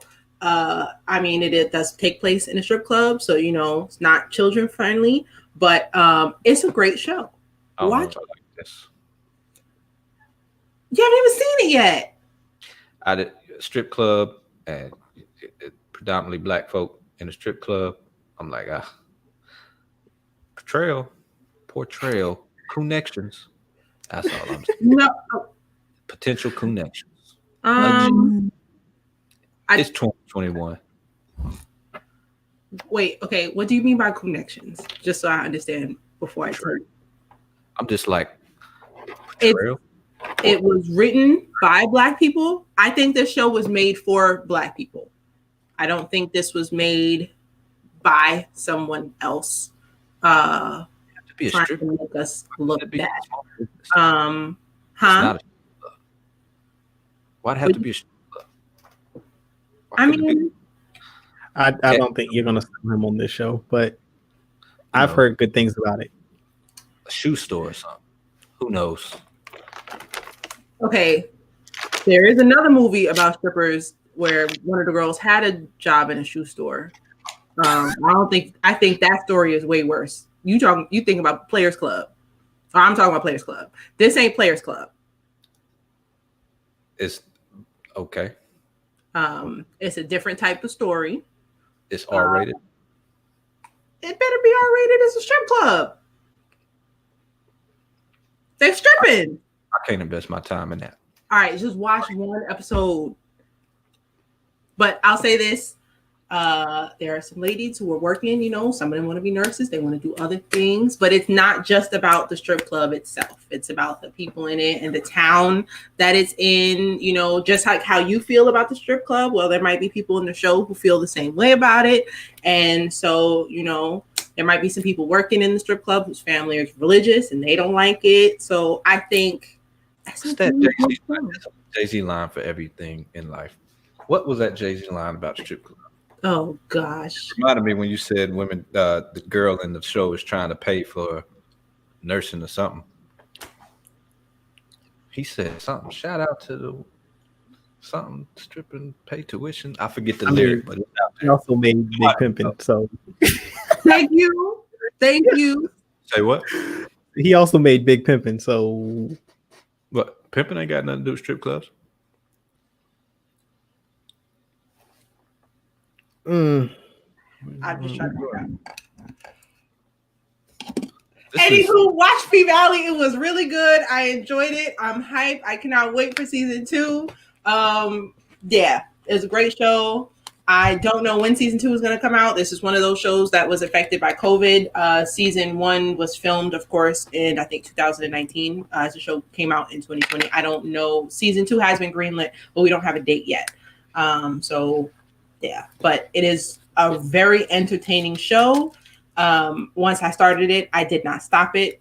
Yeah, I absolutely loved it. And I'm thoroughly invested in the lives of the people on this show. Like, yeah. And it doesn't give reality TV vibes.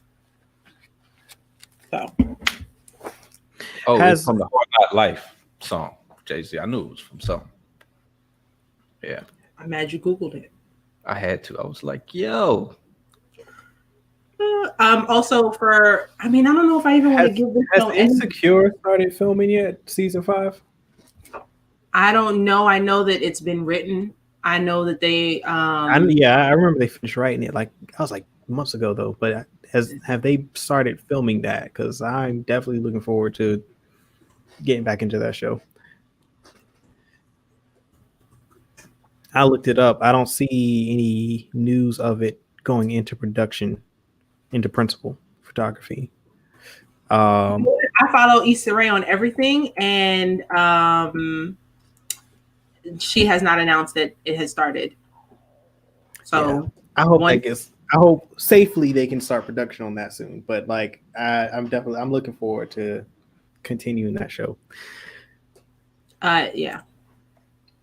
Now is definitely a good time to catch up on Insecure. If you haven't had a chance to watch Insecure, definitely go check that out. That's on HBO Max. 4 seasons. Another show on Stars that has a really good first and second season, and they fired a Black actor, and he will not be on the 3rd season of this show, and the world is upset about it.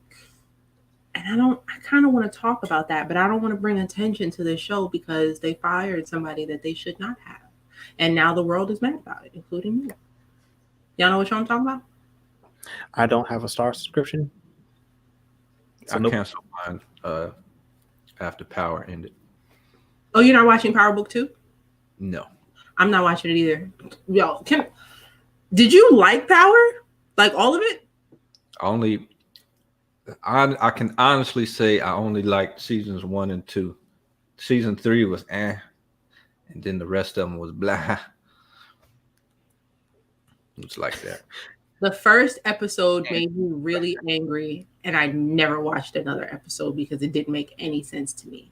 If you have not of Power period, in the very first episode, goes to the main character, runs into his ex-girlfriend in the club, right? He's a married man. So they want to reminisce on old times. They go into context there. He's married. He is married. Yeah, no, but nothing. He's married. Too. And that marriage is not, what it is. That is no excuse for what I'm about to say. So he, a married man, goes on a date with his old flame. They go to the Museum of Natural History. If you're from New York, that's like a really good date spot. But anyway, they get a little souvenir from this museum, right? He gets a little whale because there's a huge thing of the humpback whale in the museum, right? It's a little keychain, a little whale keychain, right? Somehow this keychain gets in his newborn baby's bed, right? Well, not newborn, but like still kind of a new baby, like she can't walk yet. This is on episode 1? This is on episode 1. This baby chokes on that keychain. And it's like some serious aha moment. He's like, oh my gosh, I cheated. I went out with this woman and I brought this thing home and it almost killed my child. And you know what the next scene is? That didn't happen in episode 1, though. All right, it happened it was early in the season. I know that. In season 1. Do you know what happens immediately after this child chokes on that toy? He calls Angela. He calls Shorty, goes to her house, and they doing it. His actions with her already almost jacked up his family by almost killing his baby. And he was like, yo, I need to do this again. And he goes right on over there. Oh, I was so upset. I didn't watch it after that. I was done. Not like that, but you watching this show about strip club. You haven't even seen the show, so you can't even tell me it's not good or not.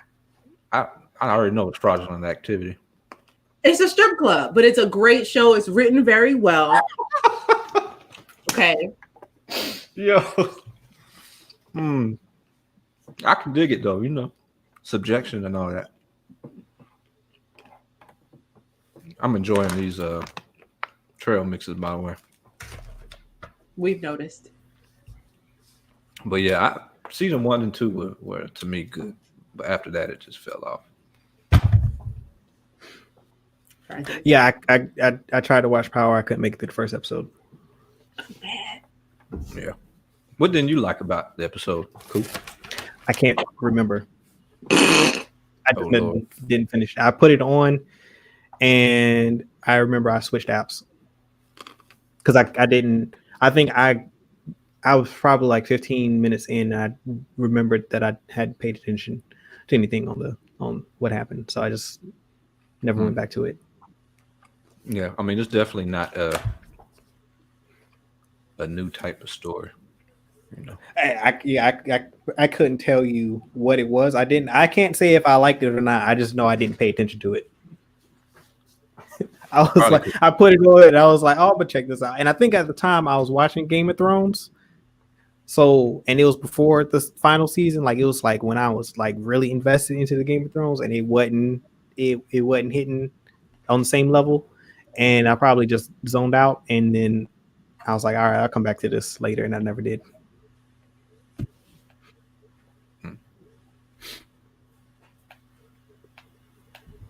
But anyway, so we're hour 40 minutes in. I don't think I got anything else to say. I don't think so either. Real quick, Disney Plus, there's a show called Earth to Ned. I watched it for the first time last night. It tripped me out. What's it about? It is like it's a talk show that's on Disney Plus, and it's got a puppet whose name is Ned. It's an alien that came to Earth to destroy it. And he decided he doesn't want to destroy Earth. He just wants to interview celebrities. And so you got real celebrities. He's beaming celebs up in the ship and giving them late night talk show interviews. It's a trip. And I'm oddly interested. Earth to Ned on Disney Plus. I'm looking at the list of people he's interviewed, and it's a very strange and wide range of people, from Tay Diggs to RuPaul to Gina Carano, Raven Simone, Billy D. Williams, Bindi and Robert Irwin. I can't believe it's on Disney Plus. I'm like, this is, it's trippy. It's trippy. Why is Nene Leakes on here? I want to watch this.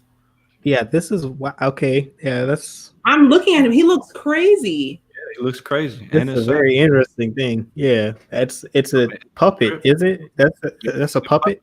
They're all puppets except for the interviewees. The host, the interviewees are all they're real people. Yeah, and he says beam every time he beams them back to Earth. Oh, man, so it's a trip. Yeah. Earth to Ned, Disney Plus. Check that out. I wonder what this falls under. I guess it would fall under Disney because it has their logo on it. Yeah, I mean it's streamed on Disney Plus. There's no. It's Disney Plus. Not like I'm saying like how they have their different channels, but it's a Disney thing. Is it like inappropriate? Like, are they having real conversations, or is it all? It's not inappropriate, but they do have real conversations. Got you. So it's PG, but they're still talking about things that would interest me. Yeah, it's mostly trippy for me. I'm still stuck on the whole puppet interaction with the people and how he talks. Yo, so I just random thought. True Detective just crossed my mind. Is there going to be another season of True Detective? There's supposed to be. How many seasons? Shout out to True Detective, top 5 shows of all time. It's 3, but each season is different. But that last season with Mahershala Ali was was phenomenal. Yeah. And the first season is great, and then the second season is like okay. It's not bad. It's just okay. I would put it in the bin. True Detective season 4 uncertain after Nick Pizzolatto's departure. Creator Nick Pizzolatto has left HBO for FX, leaving a prospective True Detective season 4 in serious jeopardy. Oh, okay. Well, if the creator of the show is gone, that's not good because we need him. I mean, that's bad news for them, but that's good news for Disney because FX is now a Disney entity. So, yeah, but I mean, they don't get the rights to the show. True Detective. Yeah, so I mean, that's not to say that you can't create something as great on FX, but like, I really like True Detective. Like, that's a bummer. True Detective was one of those shows that you just really look forward to watching. Yeah, that was when it was like 2019 was that or 18 when season 3 came out. That was such a good show, man. Like they were on HBO was on a roll.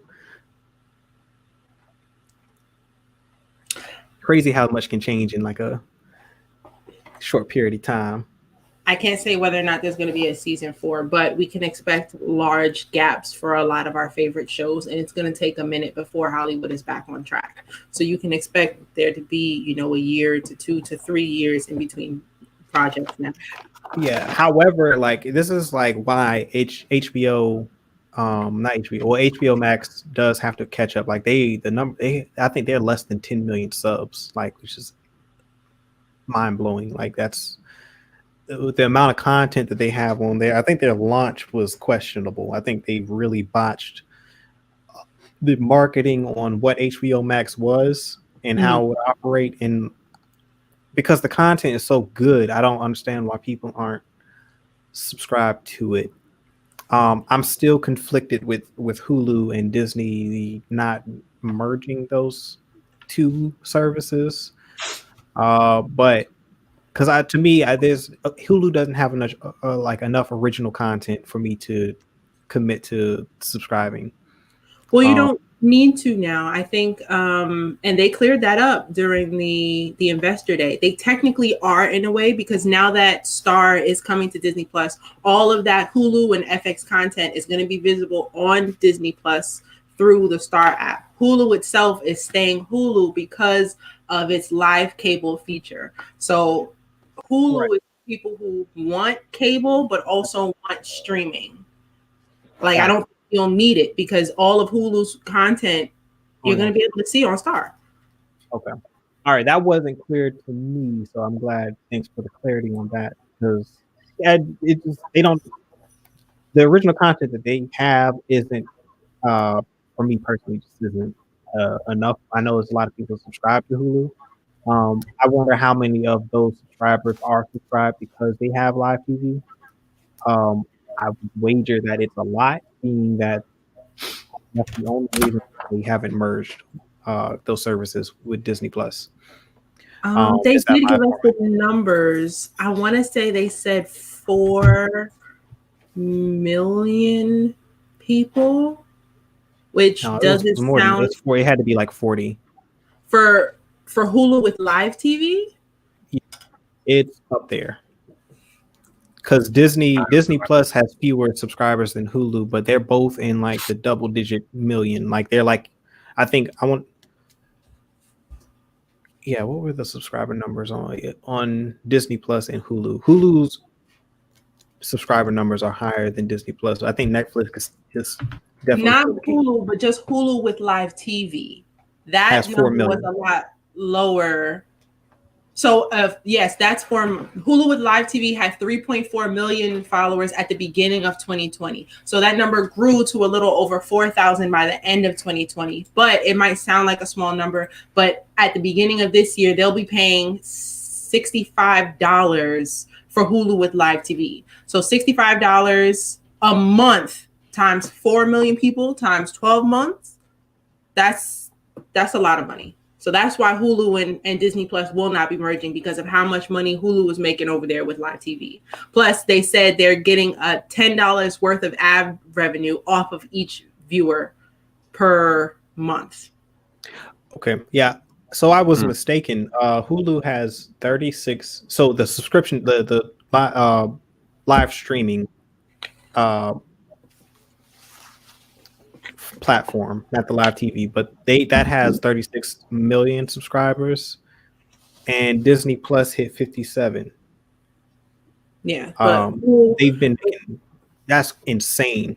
That's crazy. I didn't know they had surpassed Hulu in subs. And like I said, at first I was concerned for Hulu, and that's why I thought they needed it. But now knowing how much money they make off of the Hulu with live TV, it's not necessary. Parker, we were talking about the actual streaming services themselves merging. Before the Investor Day, it was a rumor that they would merge, or at least the people were saying that that's what should happen. And Disney confirmed, like, nah, we're not making the apps one. They're going to stay its own thing. ESPN Plus is going to be its own thing. We're not going to combine them into one big app.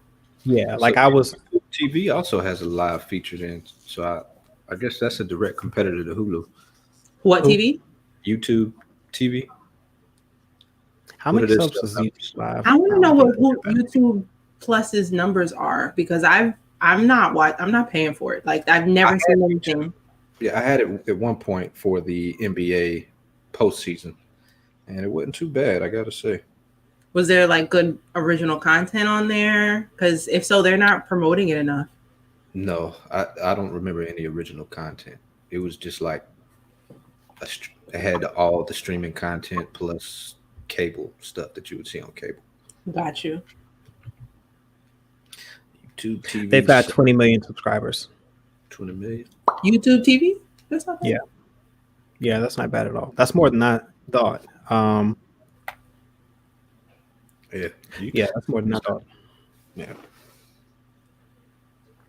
But yeah, anything else, guys? Or I'm doing the numbers real quick on doing the numbers. What do I watch on Hulu? Grownish. I gotta say, I watch Grownish. I'm on season 2. But is that that's an ABC? Isn't that ABC? It comes on ABC. Yeah. Yeah. That's what I'm talking about. Like I'm talking about like the actual original like content, exclusives. Yeah, like a Hulu exclusive content. Hulu exclusive was what's the girl that was in Mad Men? She's the main actress for the show. It's they got like the red hoods on. Oh yeah, the Handmaid's Tale. Yeah. That's their biggest. I think that's their biggest draw. Other than that, I don't know. And I'm like that. To me, that's just not enough. And the only reason why I'm subscribed to Disney Plus is because of Marvel and Star Wars. Star Wars primarily, but both of those. Yeah.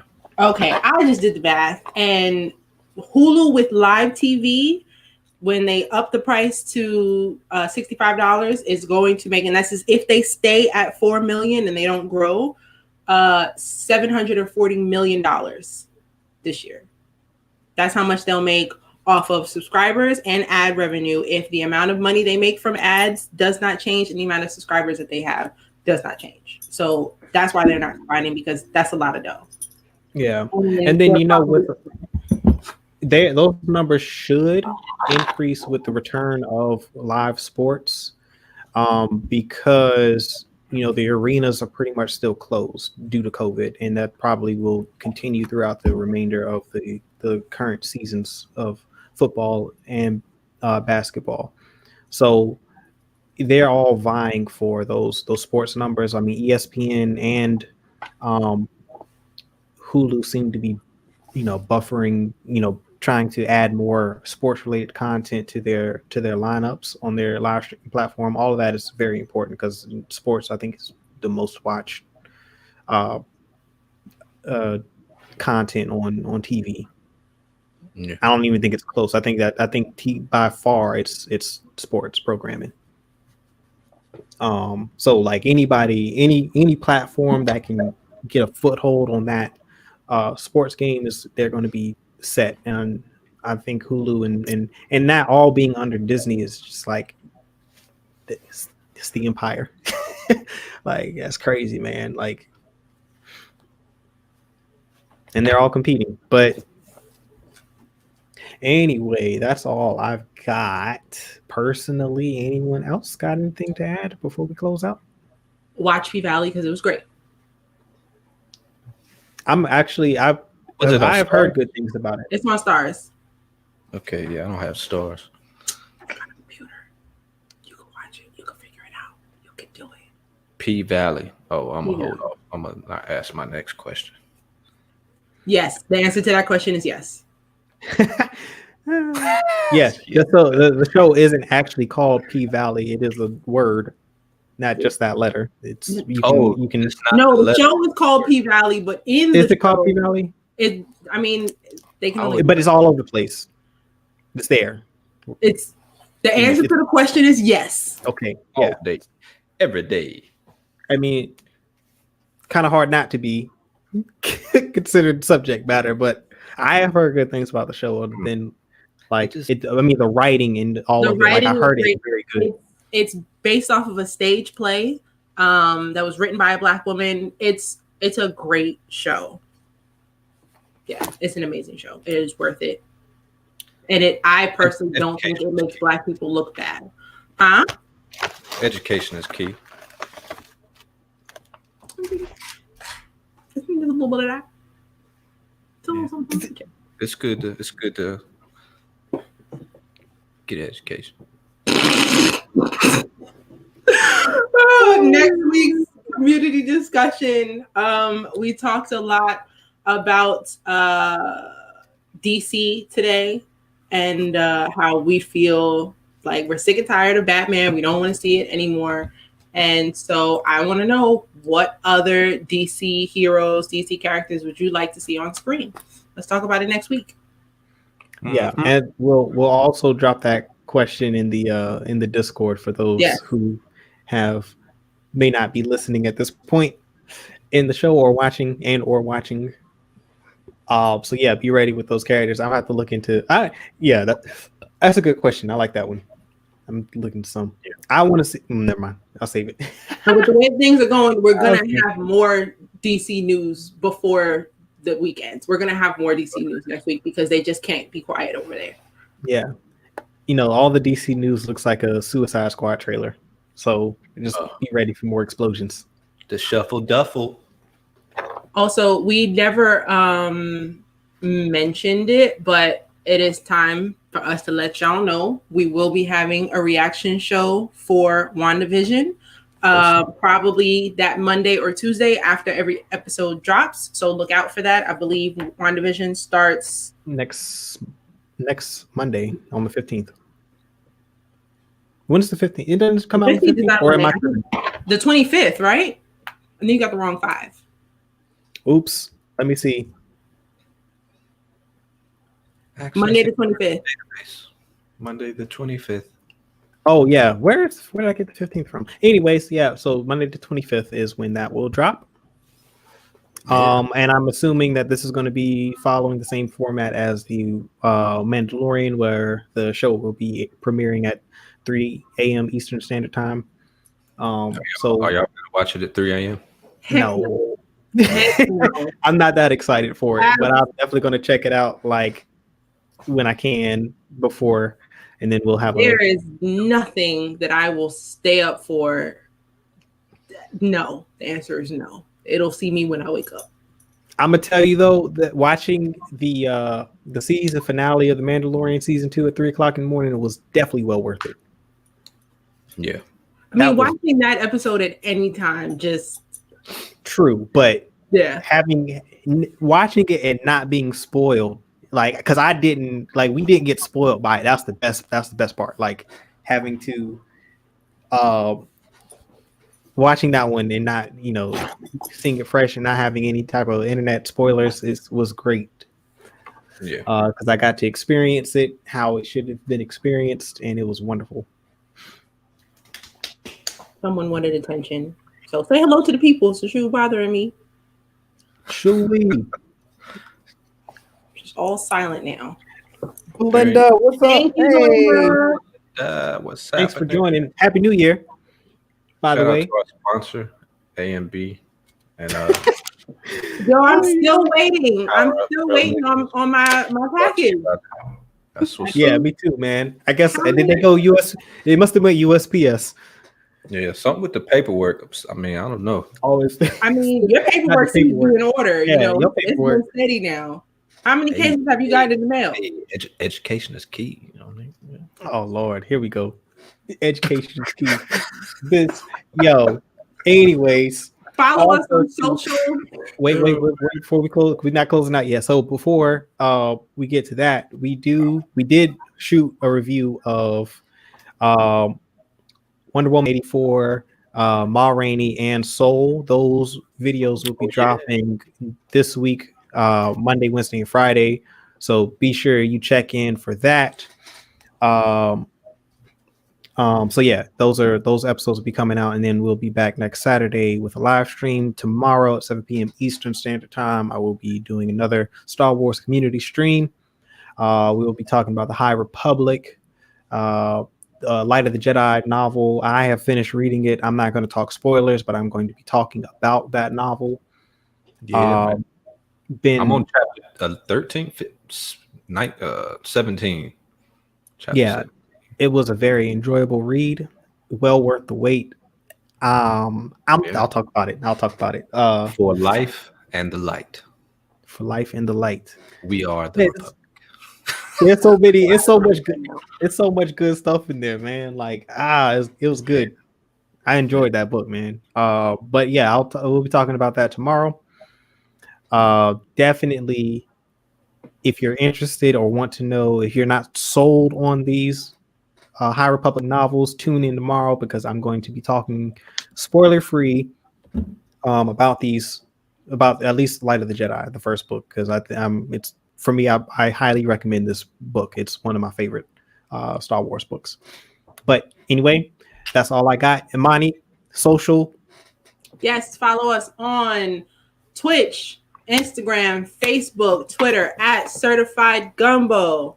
If you love us, we need some things. Y'all already know my computer is jacked up. Please buy us some coffee. And please join us on Discord. We talk about this stuff all day, every day. And just join us, please. Yeah. So I'm going to drop a link into the chat if you haven't joined the Discord yet. There it is. And yeah, if you want to support the channel any further, go hit our coffee page, man. Show us some love there. Anything is appreciated. But yeah, man, thank you all for continuing to support us. Like I said, we got very ambitious goals. We're going to hit 1,000 subscribers by May. That's the goal right now. We got a lot of things planned. I know we just announced officially the WandaVision show, but we got some other things that we're considering coming down the pipeline. So we're gonna have a very busy year. If y'all don't let us hit it, that I'm gonna cry on air. Yeah. So wait, you said what? If we don't hit 1,000 subs by May, I'm gonna cry on air. Okay, so you heard it here first. Mm-hmm. We're gonna see tears. Mm-hmm. Yeah, so continue to share, spread the word, send the message out. Like we tweet the links to the live streams out. We share them to the Discord. We appreciate you guys who continue to share and support. If you like the content that we've been creating, man, make sure you share it with your people. Send it to everybody that you think would be interested. We'd love to have more people watching our live streams. So we're going to continue to have live streams and other content. So stay tuned. We got a lot coming, and we're looking forward to what 2021 is going to bring. Anybody got anything else to say? Nope, I'm chilling. Right, we chilling. Enjoy this new year. If you or anyone you know has a creative video production need, you can visit www.savetheairwaves.com. Wait, can we get the link into the? Can we get the link? Link it. The comment section. I'm dropping the link. There it is. Yes, savetheairwaves.com. You want to talk about savetheairwaves.com real quick? What's that about? Quick plug. Savetheairwaves.com is a collective video production company. We can do commercials. We can do short films. We can do treatments. We can do scripts. So basically, whatever you need from storytelling to put it on multimedia, we got you. Word. Here to hear first. Live. And who is involved? Myself, P. Rich, and a few other unnamed individuals, all located on the website at savetheairwaves.com. If you're interested, check it out. Yeah, so on their website, they've got profiles and some of the work that you've done. Yeah, everything you need to know on the website. Yeah, so go check out the website. Go see what they're about, and then, hit them up. Yes, sir. And as I always say, peace, love, blessings, and may the force be with you.